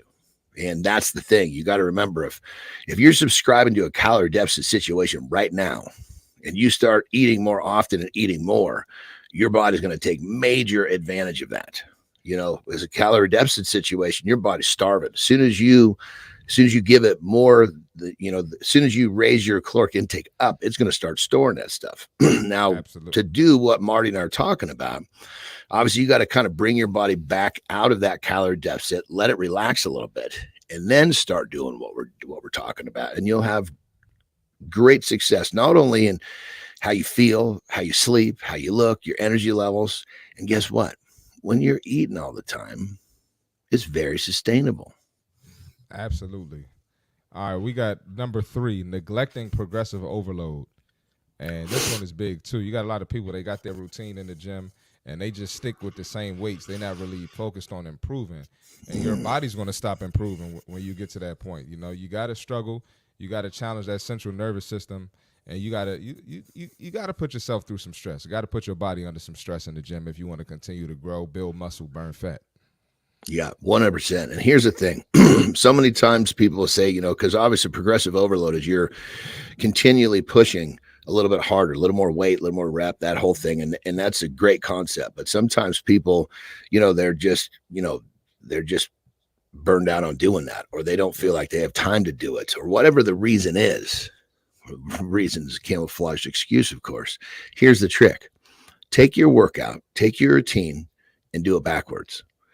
Doing it backwards will give your body a similar shock as that progressive overload of That's constantly, a and I good shouldn't say idea. progressive overload is a shock, but it's always putting something new in front of the body. Well, you don't feel like you got the nuts to go up in weight or push a little deeper, just flip the script, do it backwards, and you'll be blown away with the results you get. I'm going to try that today. Brother, I'm telling you, that right there, that is powerful shit. Wow. All right. That's a good idea. Thank you for that. Absolutely, See, brother. look, I learn on the show too, guys. You know?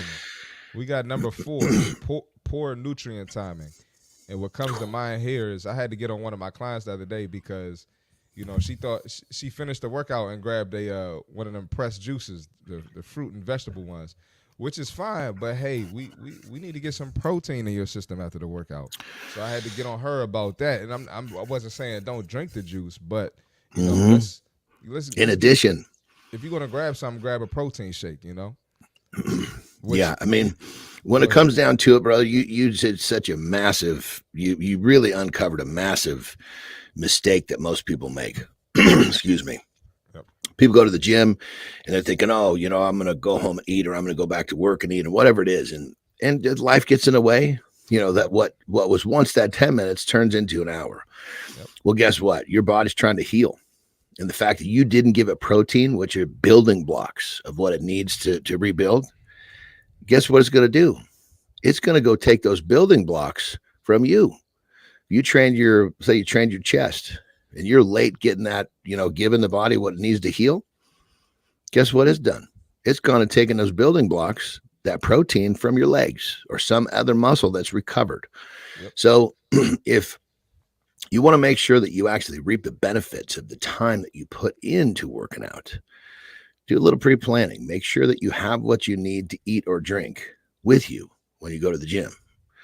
I know you have great intentions of getting back to work or getting home so you can eat timely, but shit gets in the way. Some things we can't control. So you can beat this whole problem by bringing what you need with you. And when you're done, knock it down, problem solved. Absolutely. What is it? Proper preparation prevents poor performance. Bro, there's so many of those things. Absolutely. When it comes down to it, it comes down to it, you're not just going to wake up and find success. You're going to plan for success. You're going to prepare for it. You're going to do all sorts of things to have the success you're looking for. And whatever one of these phrases works best with you, run with it. But the bottom line is, like Marty's saying, is that you can't just expect that you're going to get what you want by thinking about it. You got to execute a plan, and you got to put that plan together, premeditate that plan. And the best part about it is when you put even a little bit of effort into premeditating a plan, guess what happens? It turns into a habit. And then you start doing this shit without thinking about it. And when stuff starts happening automatically, that's it. When stuff starts happening automatically, that's when the shit gets good quick, because you're not thinking about it. You're just acting it out. Absolutely. And we got number 5, lastly, lack of sleep and recovery. Oh, mercy. That's your favorite one right there. Yeah, it's the most overlooked. People don't understand. I mean, everybody's looking for an edge, right? Well, one of the biggest elements, one of the biggest anabolic factors in getting what you want when it comes to the gym is your sleep. I mean, I say to my clients, listen, if you didn't sleep well, you don't get to train, because training follows sleeping properly, eating properly. That's the last part of the chain. Yep. You don't put that one first. If you slept poorly and you ate poorly, you're just wasting your time in a gym. And who wants to go in there and waste time and become frustrated? So sleep, I'm going to put a little tip on the table. The best way for you to start getting better sleep is to have a set bedtime. Most of us don't have an alarm to wake up. Well, give yourself an alarm to go to bed. And you start literally creating a pattern around your sleep. Your body's circadian rhythm will improve. Your sleep will get better. You'll actually sleep faster, so to speak. You'll sleep more efficiently. You'll start to wake up before your alarm feeling rested. Now you're in a whole new league of recovery. Absolutely. In the gym with Jon and Marty here every single day at the 15-minute mark, 9:16 Eastern time, when these boys get in here and give you guys gym knowledge you're not going to find anywhere else. We just wrapped up 5 common mistakes to avoid when trying to lose fat and gain muscle. Marty, Jon, is there one bonus mistake that people are making that we haven't talked about that we can add to this list? Johnny. Yeah, the biggest mistake people make is they don't work on their habit of showing up. Yeah. Because if you work on your habit of showing up, then everything else we talked about starts falling into place. But if you're not showing up, you really can't be working on massaging out these other elements that we just gave you solutions to. The power of showing up, right? Because everybody gets caught up. And I know the details are important, Johnny, but we get caught up in doing ding, ding, ding, ding, ding, ding, ding. Just go to the gym. Just get there and let something happen. Right, that's the first step there. So, I wanted to add real quick, hydration too. Water intake. Yeah. Eat as clean as you want to, but you got to get the water intake to help flush those toxins out of your body as well. Oh, yeah. Yeah. There you go. All right. So there's the In the Gym segment that we drop, like I said, every single day about 9:16 Eastern time for you guys. Some gym content, gym knowledge that you guys are not receiving anywhere. Free advice from Jon and Marty. We're working towards wrapping up the show here, guys. And I got a confession to make. So it's funny. So let's bring Kristina up on stage here. We've been building this show, and we talk about building an airplane as we fly here today. So, or as we build this thing out. And today's show was I don't know if anybody can notice from your side, but it's a complete clusterfuck for me. I got all these new buttons, these new screens, all these new things happening behind the scenes, and I got Jimmy texting me saying, "I feel like you're out of sync here today. Just take." What does he say? He says, "Jimmy, I love you, man." Jimmy says to me, "Hi, I feel you're out of focus. Please have a 10-second break and inhale and exhale deeply to help you relax." Trust me, I was. But what I like about this, guys, is that, and I'm only bringing this up, Kristina, Jon, and Marty, and this is not to make us sound better than anybody else, but I want y'all to hear this. Many of you right now are thinking about starting something, but are not starting something because you're scared of either A, fucking up, B, of it not going great, C, of it not being perfect, D, of it being, oh, I just don't think I'm ready. That was my whole morning. So the point is, just go. Nobody actually fucking cares. What actually people care about is that we showed up today. They're like, oh, they're here today. Yeah, we're here. Was it perfect? No. But the point is we showed up, and tomorrow's going to be 1% better. And the next day is going to be 1% better. So as I was going through the show today, I'm thinking to myself, I'm gonna do the big reveal at the end that this show's been just shit for me. But hey, it's just, in a funny way, because I'm trying to learn some new processes here. But I wanted to share that with you guys because a lot of you guys are going, I don't want to get started today. Marty. Keith, I've been doing this with you so long now. I already knew that you were having issues. That's why in the beginning I said, you can't hear Johnny, can you? I already know. I've seen you go through this process so many times, so I'm used to it. I know you are. I know. So how do we end the show like this? Why don't we end the show with me like this here right now? So I'm going to sit in my little sitting camera here, and we're going to move towards young Keith here, Mornings in the Lab with Keith and friends.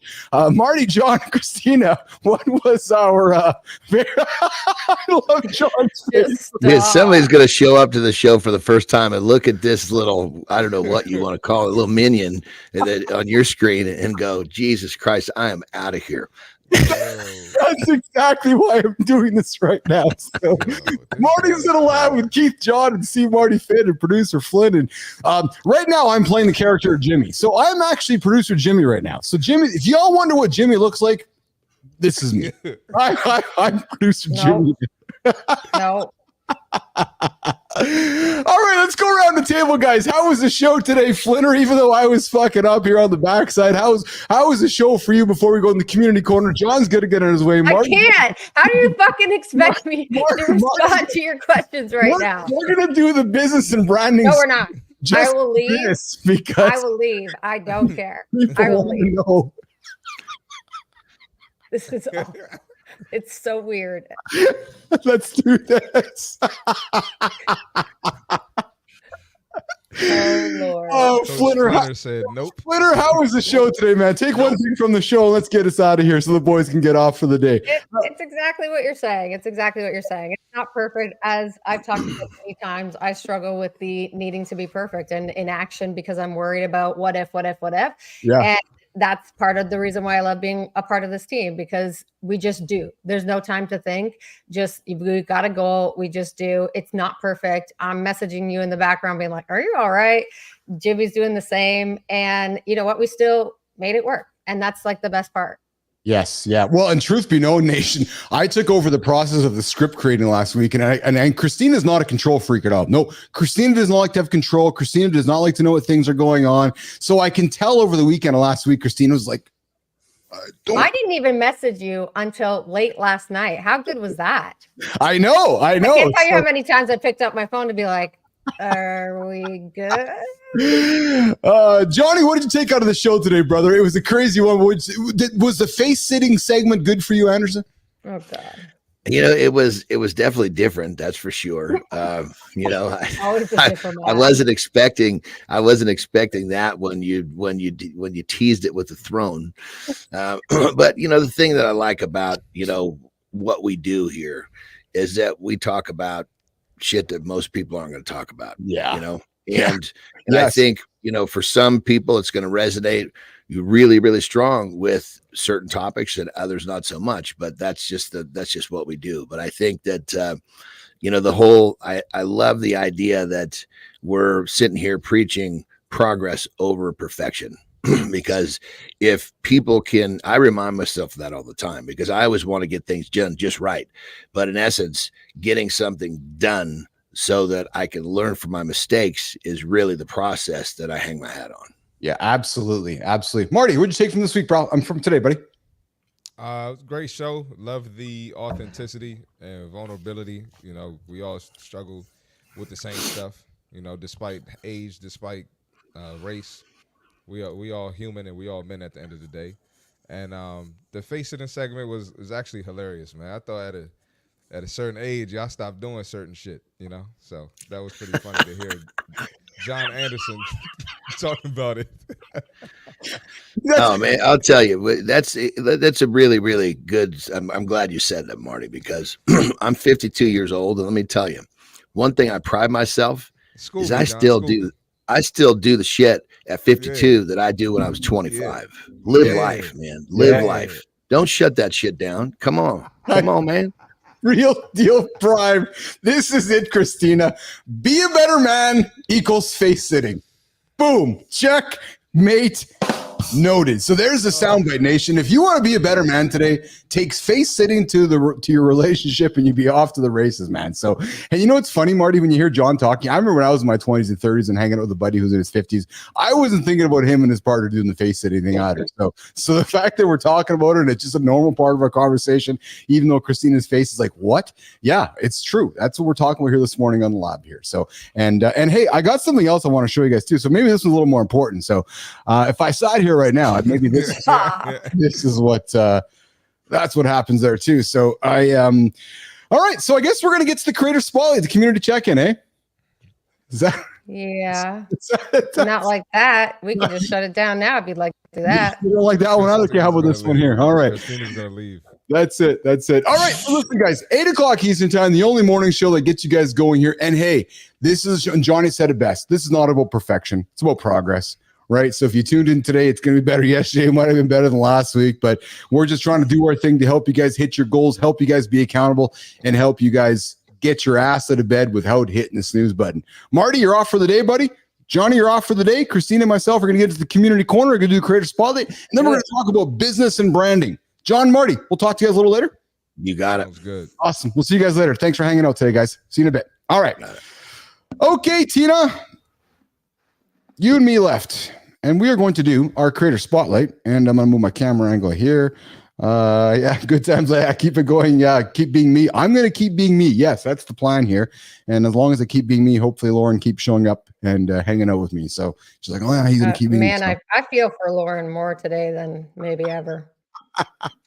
That's a real saint that you've got there. Oh, yeah, she's a wonderful, wonderful human being. Okay, Tina, let's get into the creator spotlight.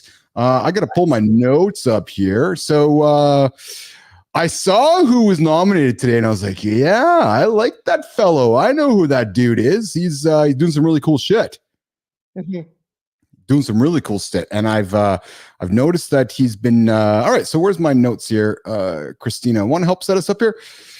Let's do it. So let's do it. So let's set up our creator spotlight for today. Today's creator spotlight is a CEO and a founder of a luxury reusable coffee cup focused on style, sustainability, and craftsmanship. He's an entrepreneur at 24, started it in 2023, this company, and has seen significant growth since starting the company from his parents' spare room. Not the garage, the spare room. Overcame challenges despite it. Hey, that's Silicon Valley folklore, Kristina Flynn. This fellow has overcome challenges despite struggling with dyslexia and lacking English qualifications. this gentleman turned these challenges into a foundation for success. He focuses on value. The company that he's created combines innovation, fashion, and sustainability to align with customers' values. Now, this fellow is nominated for today's Creator Spotlight, and today's Creator Spotlight is going to be, I'm going to pull this up on stage here, Jimmy. It is going to be Niall Cleaver. Niall Cleaver, the CEO and founder of Cupsleaf from Royal Leamington Spa, England, United Kingdom. Now, I have been following his journey as well, Kristina, and let's get into why we're nominating Niall Cleaver for today's Creator Spotlight. Kristina Flynn. So now is kind of perfect for today because in our next segment, we're in business and branding. I'm going to be interviewing you about your top important lessons in leadership from building a $50 million company and exits. If you follow Niall, I know your lessons came with age and with doing. In your 50s, you're like, I've got so many things that I would do differently as a young entrepreneur in my 30s. Niall is just 24 years old, and his viewpoint is like yours of a 50-year-old. Like he's got this different way of looking at things in leadership that aren't very typical of folks his age, and proving that age is not determinant of knowing these things. It tends to be experience. Of course, I also love the fact that he's vulnerable enough to share. Like a lot of folks that are in our audience, shit has not always been easy. He struggled with dyslexia. He never got his English qualifications, which are a really big deal in the UK. And yet here he is still. He's sharing his journey. He's had massive growth. I think him and I connected when he was like in 4-figure followers, and easily within just like the last 6 months, he's had massive growth. And I think it's just the way that he approaches talking about entrepreneurship, and he's doing something really interesting. We don't think about reusable mugs and luxury in the same sentence, and being able to tack on sustainability and being able to like be good for the world. So I think what he's doing is really interesting, and he spends a lot of time in the DMs building relationships, doing the right things. And I think he's just a great example of somebody to follow if you want to be building on this platform. I'm a big fan of his. Yeah, I am too. I've been watching Niall. I didn't realize you guys were connected, but I've been watching Niall on the platform since I joined a while back, about whatever. I've been on the platform years ago, but a year ago when I really got back into LinkedIn, I've been watching Niall grow, and I love watching his story. I love his posts. I love what he throws out there. And Tina, you're bang on. For a young man, 24, 25 years old, the knowledge he throws out there, I'm like, dude, who are you? Wild. Like, it is wild. It is wild. Like he's been here before or something. He's probably been told 1,000 times he's an old soul. Yes. Like that's that kind of description. Because wow. Yeah. I agree with you. So Niall, you got a fan over here in Keith Bilous. You got a fan obviously in Kristina Flynn. Love to have you here in the lab, man. Love to have you here on center stage. Focus on Cupsleaf, get to know you a little bit. And let's get into a deep dive session about how you are an old soul as an entrepreneur. But now keep doing the awesome work, man. I love your content. I love your journey. And we love celebrating you here on the Creator Spotlight. And you know what, Kristina, in many ways, to me, Niall's journey and Niall's story is the perfect epitome of the Creator Spotlight. Somebody out there on the platform doing something really cool, busting their ass day in and day out, overcoming obstacles, dyslexia, overcoming maybe age, people judging, who's this 20-year-old punk driving a business, right? But he's just doing it every single day. He's got a top entrepreneur voice. So I got a lot of props and a lot of respect. And Kristina, I got all the time in the world for Niall Cleaver. So now you come hang out with us here in the lab, brother. And I'd love to come celebrate you. And maybe you know somebody you want to bring to the lab to celebrate as well. All right. So there we go. Creator Spotlight. I don't know how, Kristina, since you've been on the show with us, I don't know how one cannot have energy when we come out of this segment on the show, right? When we just take somebody who does some great work, you're like, man, I love celebrating that part of things, right? To me, it's a privilege of this platform. Like I get excited about having an opportunity to take relationships that I have off this platform and say like, holy fuck, what a great chance that I can put a spotlight on somebody, show them to a different audience that maybe they wouldn't have connected with otherwise, and just highlight them for nothing else and no other reason than to say like, we see you. Everyone wants to be seen, especially when you're grinding away as a content creator and an entrepreneur. We don't have bosses that are saying, great job. And while we like to pretend that that's not important, everyone wants to be seen. Everyone wants a little bit of validation to know that they're on the right track. And so being able to do that with folks I see it as one of my greatest privileges of this job. Yeah, it's fun. It's a lot of fun here. So, all right, Jimmy, let's go to the business and branding segment of the show. Listen, Community Corner drops every single day at 9:30 Eastern time. We take 15 minutes. We shine lights on the community. And right now we've been focusing on the creator spotlight on LinkedIn. But I know that Kristina and I are meeting with somebody tomorrow who's doing stuff with philanthropy. Kristina, we got to get that calendar invite. It just came to my mind, actually. We got somebody joining us on tomorrow's show who's not tomorrow's show. We got a meeting with somebody tomorrow who's working in social and social entrepreneurship and so forth. We're going to bring that conversation to Community Corner. So I can assure you, nation, Community Corner is going to get bigger and better over the next number of weeks and months. And then, of course, right now is business and branding, the segment where Keith and Kristina talk business, talk branding to help you guys with your business. So now I'm going to have a seat here in the chair, and we're going to keep the dialogue. Do not put on that baby face. I'm going to change the baby. I'm going to change the baby face. I will leave the show.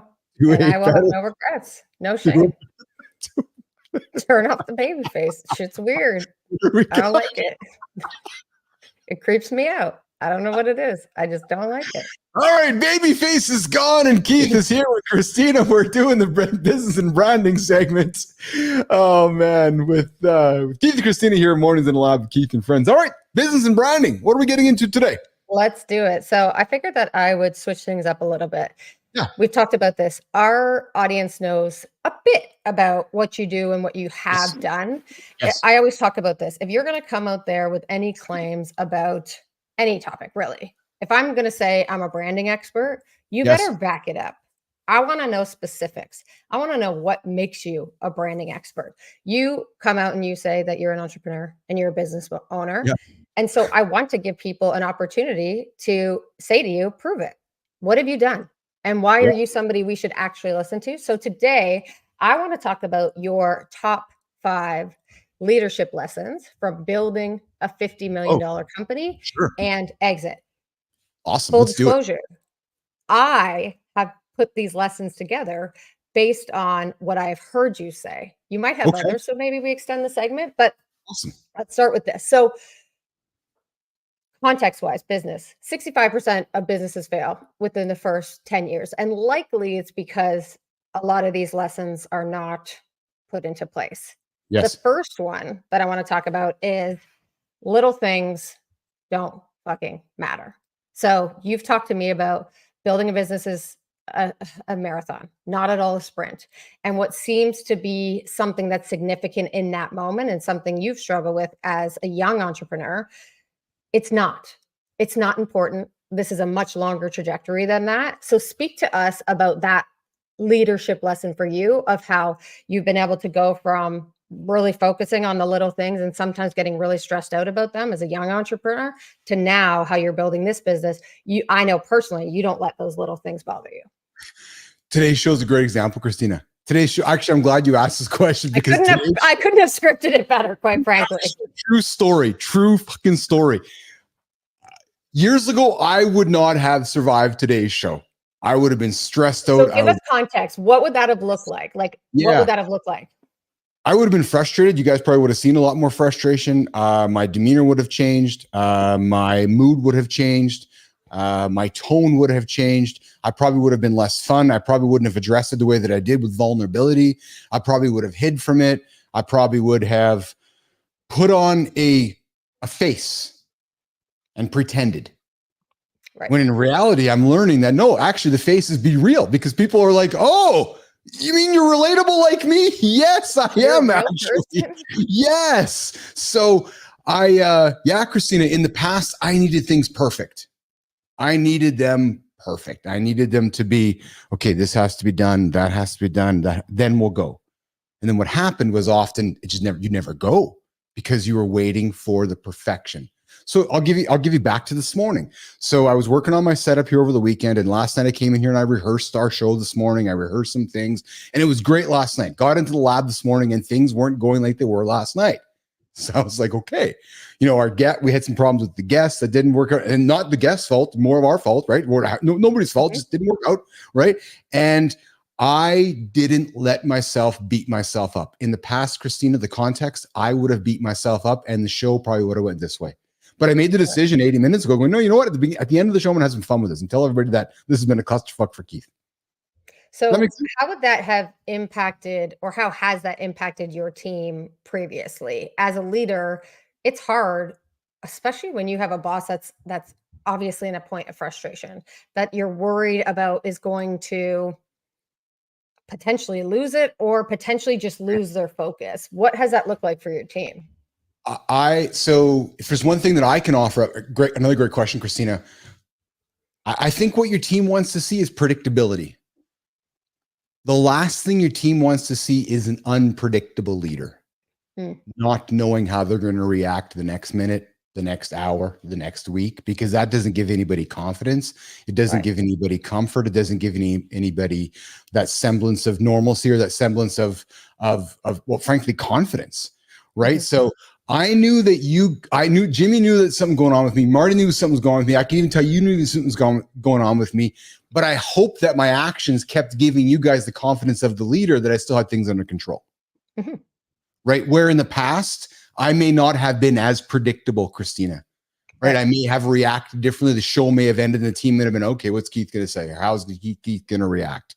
Right. We're now, and I think Tina, it's no different than being a parent, is it? Is it not? Right. So as a parent, your children want you to be predictable. They want to know, okay, when I fuck up, mom's going to act this way. Right. So to me, the advice I would give other leaders out there is be predictable for your audience.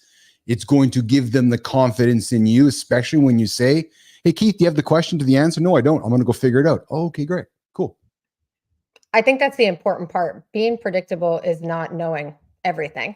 Yes. It's about really knowing yourself and knowing what are the situations that are going to likely get you to overreact. Yes. Or get your nervous system to react in a different way. And having already planned, okay, what happens when, not if, but what happens when those things pop up? Yes. How do I make sure that and giving my team, my kids, predictability in those moments. Let's move on to the second lesson.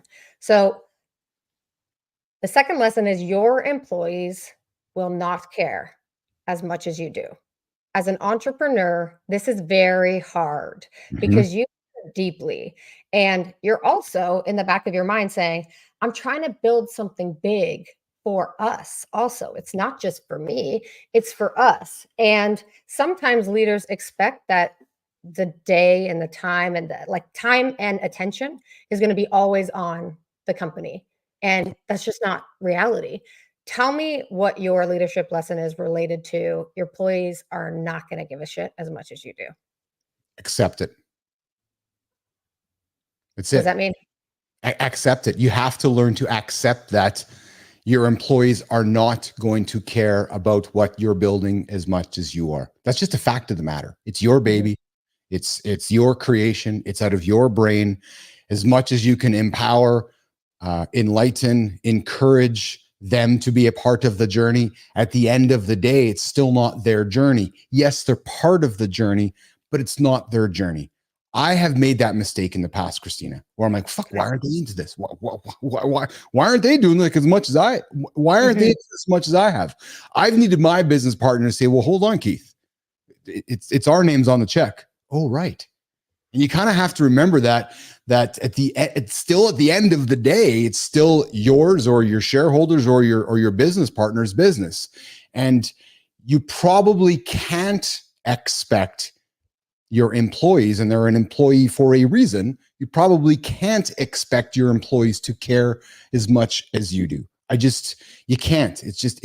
I know I'm oversimplifying, Kristina, but it really is as simple as that. The onus is on you as the leader, as the owner, to accept that, to recognize that. And then in my experience, flip it around and empower your employees, empower your colleagues to get them to a point where they can care as much as they're able to. And then let time take care of itself. And then, you know what, in my experience, and Tina, I think you're seeing it with me, just keep empowering and giving and making them feel like they're part of it. You can't make somebody own it. It's like being in a relationship. Well, Kristina, why don't you love me as much as I love you? Like, why aren't you in this as much as I'm in this with you? Right? It's just, You got to. To me, there's a simple formula. When I've thought about this with my own employees in the past, there's a simple formula. How much equity do I own in this business? How much risk do I own? How much benefit do I have at the end of the day? And how much do they have? And when you look at those numbers, it becomes very glaring. You can't expect them to care as much as you do. One, they didn't come up with the idea. Two, it doesn't exist in their brain like it exists in yours. You look at this big, massive vision. Entrepreneurs were great at that stuff. Look at this big, massive vision of what's going to be. One, they can't possibly know what that looks like in your head. You can tell them, but they can't feel it the same way that you do. And they're not going to benefit at the end of the day to the same extent that you are, which means, of course, they've got their own thing. They're focused on their job, not always the company as a whole. So you go. Go ahead. No, so, I'm sorry to interrupt, but I think, Kristina, we're quick to think about employees when the thing is good. Oh, why aren't they caring? We're trying to create something. How about the opposite? Holy fuck, we're going into bankruptcy right now. How come Kristina's not caring right now? How come she's not caring about the business, even though I'm losing gazillions of dollars right now, and even though we're being sued up the yin yang right now? Why aren't they caring? Right? It's funny how people only want to care when there's opportunity. Right. It's not, you don't want to care when there's not opportunity. There's a balance there. I'll take all the ownership when there's all the upside. Do you want to take all the ownership when there's not all the upside? That's the part people don't talk about, right? And that's often that's an entirely different conversation that people get into of like, well, I deserve more equity than you and I deserve this and this. And it's like, who's taking the risk? The risk is a very, very large risk that you are taking. And so you can't possibly have the same ownership as me because you're not putting up the same risk. That's just the reality of it. So your point is super valid in that when things are bad, if I have taken this risk, or when things are good, if I have taken this risk, then of course I should be one of the main beneficiaries of if that risk actually moves forward and in a positive progression. So I want to keep going because I want to make sure we have enough time for this. But number 3, so the idea that you start with, that first idea that sparks you to start a company will not be the idea that you finish with. Will not actually be the company that you build. What do you think about that? It's so true. I was starting out with one company back when ICUC was born, Kristina. And while we were starting that company, we recognized we were solving a problem within that company that largely didn't have anything to do with the original company we started.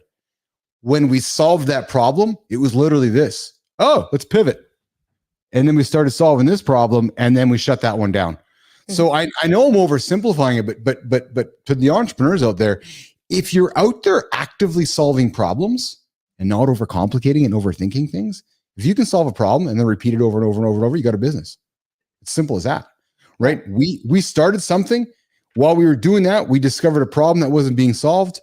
We solved it, and then we just did it over and over and over, and there was a business right there. Boom, simple as that.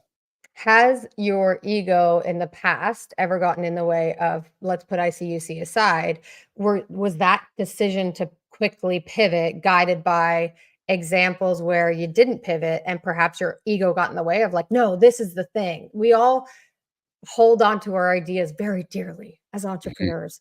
We're all like, no, but this is the thing people need to believe in. And this is the thing I'm selling. I don't care what my customers want. It's like, then you don't have a business. If you don't care what your customers want, nobody's going to pay you for it. Talk to me a little bit about that. Yeah. So ego, I would say, has gotten in the way in the past, probably in my younger years. But I think if anything that I've learned is iterate. And as you're iterating, in between the iterating, solve problems. Iterate, solve problem. Iterate, and always be looking. If there's one thing that I pride myself on as an entrepreneur is being very dynamic. Like I'm getting up this morning going, okay, it's already November 1st. No, it's actually only October 6th. Well, no, but I can kind of see the next 20 days of the month, how it's going to go, because I can look at the last 30 to 60. So, and then in your brain, you start iterating and you start searching for problems. So again, I go back to, put the ego aside, go solve the problem. And Kristina, you brought up last week, right? B2C is hard. B2B is easier. Business doesn't have to be complicated. Sanchez, what's Sanchez's first name? Who goes after, boring businesses, right? Cody Sanchez has made a great career on finding boring businesses and making them awesome, frankly, right? Moving ego aside, solve a problem. It's actually Jon Andersen simplicity. Solve a problem, put ego aside, repeat. And one of the biggest things for me as an entrepreneur is that example of I need to iterate, looking at entrepreneurship as scientific, looking at entrepreneurship as saying, okay, you know what? I am going to start somewhere. I'm going to have a thesis. I'm going to experiment on that because no great scientific discoveries have ever happened by somebody having an idea and then that idea being a discovery. It is that path and that process of iteration. And to me, that's always been really helpful to look at entrepreneurship in that way. That analogy that so many people talk about has been really helpful to me. So number 4, let's keep an eye on time. So we'll go through these next 2 pretty quickly. VC funding isn't a requirement. You can bootstrap, and yes, it's not an easy road, but you can bootstrap. Bootstrapping is an option. Oftentimes in society, we're told, or I think we're moving towards a different mentality, which thank fucking God. But in the past decade, at least, VC funding, we've been told that's the only way to go. The only way you're going to build a business that isn't lifestyle, which is always seen as like a very negative thing. If you want a lifestyle business, go ahead. The only way you're going to build a business is with VC funding. I know for a fact you had a very sizable exit, $50 million exit from ICUC, and you did not take on VC funding. It doesn't mean you didn't take on funding. You didn't take on VC funding. Talk to us a little bit about that. Took on no funding. I wanted a quality life business. I'm all about quality life. That's most important to me. So I will forego making a gazillion dollar business so I can make a gabillion dollar business with a higher quality of life. Right. And I think as an entrepreneur, you got to find your path. Right. So whether it's bootstrapping, whether it's going to raise a bunch of money, but for me, the most important thing for me was quality of life. And it still is today. Right. So I don't oppose VC. It's just not a route that I have chosen to go. And it's not a path that I'm going to go with this one either. But just to bring a comment back quickly, Kristina, around the hypothesis, anybody who's tuned into the show from day one, this whole show started with a theory. That it's like, hey, people start their mornings just like I did. They turn on the radio, turn the TV on, turn the socials on. If I started the morning show in the morning, would people show up? March 11th, nobody showed up. Now today, hundreds, sometimes thousands of people show up. This business started with a hypothesis. Tina. Love it. Love it, love it, love it. Okay, and the last one, you can change lives, and you have the power to change lives if you do choose that bootstrapping route. So a lot of people think, well, the only way I'm going to make the unicorn and the only way I'm going to get money to my employees if I take VC funding, you know intimately that even though you're bootstrapping, even though you're building a lifestyle business, even though it's focused on quality of life, you still have the ability to make that impact both from your consumers, but also from your employees. Talk to us a little bit about that. Again, I think you got to go back to what your values are. Quality life, right? So for me, it's quality life. Quality life also equates to having some cash to have a high quality life. So that's just my experience and what I'm aspiring to do. So my focus is bootstrap this baby, grow it, reinvest the profits back into the business, keep growing it, build it with a team of people that see the vision, and then get it to a point where it's either exited or get it to a point where it's driving some big dividends and becomes a big business for us along the way. But again, Kristina, I think the decision goes on not so much control. What kind of life do you want to have? What kind of life do you want to have as you build your business? Do you want to have guys that are hanging over your heads because if there's one thing I've learned about the VC thing is if you're not doing this, venture capitalists do not want mediocrity. So either you're going hockey stick or you're going to bankruptcy. There's no medium. No. It's as simple as that. So there's business. And that's an equation that people don't talk about either. It is not personal at that point in time. They put their bets out into the market. They've invested X amount in those bets. They need 1, maybe 2 of them to hit. The rest of them, they're a write-off. They don't care. And that's just the system that they're operating within, not a personal thing against you and the VCs. And the last point too, I also love thinking about is when you're able to bootstrap, yes, the gains may not be as big, but we've seen far too many entrepreneurs put a decade's worth of work into building a business with VC funding, not being able to take dividends because you're not able to do that in the same way. And at the end of the day, there's very little left for the actual founder who built that. And the shareholders and the VCs and all the folks around them, their funds are the ones that are benefiting from that exit, not really the entrepreneur. So those are the parts of things that I like people to know from entrepreneurship perspective. Yes. Do you need capital to start up? Of course you do. Maybe that's where you think about things in a different way. Maybe you keep the full-time job for a little bit longer. Maybe you look to do friends and family where the relationships are a little bit different. There's plenty of different ways to start a business, but I'm glad. Thank you for sharing your top leadership lessons. Of course, I pulled these from our interactions over the last couple of months. So I'm sure there's some that I'm missing that we'll touch on at another time, but yeah, thanks for sharing that. Absolutely. And the one thing I would say, Tina, as we wrap this segment up is, any entrepreneur wants to start a business or is thinking about starting a business, don't. Go run a marathon first. Go do a bodybuilding competition first. Go get on stage. Go climb a mountain. Go and do 180 day, very physical experience for your body and your mind and your soul. And then ask yourself if you want to go into business. I'm being very honest with you. Because if you can get through that, then come and talk about being in business, because business is endurance. It's Rich Ingram. It's going 16, 18 hours a day. No, it's not. That's not hustle. That's called real life, right? It's not, oh, I'm going to get my 10 hours of sleep today. Yeah. Oh yeah. Yeah. Good for you. You're not going to succeed. Nope, you're not. Go and climb a mountain, go become a bodybuilder, go do something physical before you become an entrepreneur. There's a business branding segment. Prove it to yourself that you can do hard things. Yes. That confidence that comes with it is really, really necessary. Yes, because before you go and ask mom and dad for $100,000, or before you go sit down with your wife and say, hey, baby, I want to go spend a couple $100,000 on our business, please don't go and do a marathon first. Because a marathon, Kristina, here's what I like a marathon, right? You just got to move your body for a couple hours. Like, yeah, no, actually go and move your body for a couple hours and try to complete it. Whether it's 2 hours, 3 hours, 4 hours, 6 hours, the training that goes into that, and then having to complete it. If you can do all that, then let's talk business. Mm-hmm. Great segment. All right, let's get out of here, Kristina. We got a big day today. Business and branding. Keith and Kristina here. Mornings in the Lab. Wrapping up the show. We're going to get out of here. We got lots going on tomorrow, 8:00 Eastern time. Back Mornings in the Lab. We have Center State. We got some guests coming up tomorrow. We got Adam House tomorrow. We got AJ Zeglin from Mind Fuel, and I think we have another segment as well tomorrow, but we'll get to that a little bit later today. I appreciate you guys' patience with our technical hiccups today. We're back tomorrow, 8:00 Eastern time. We're going to get out of here. I got work to do. Christina's got work to do. I got a lift to do today, too. International Bench Press Day.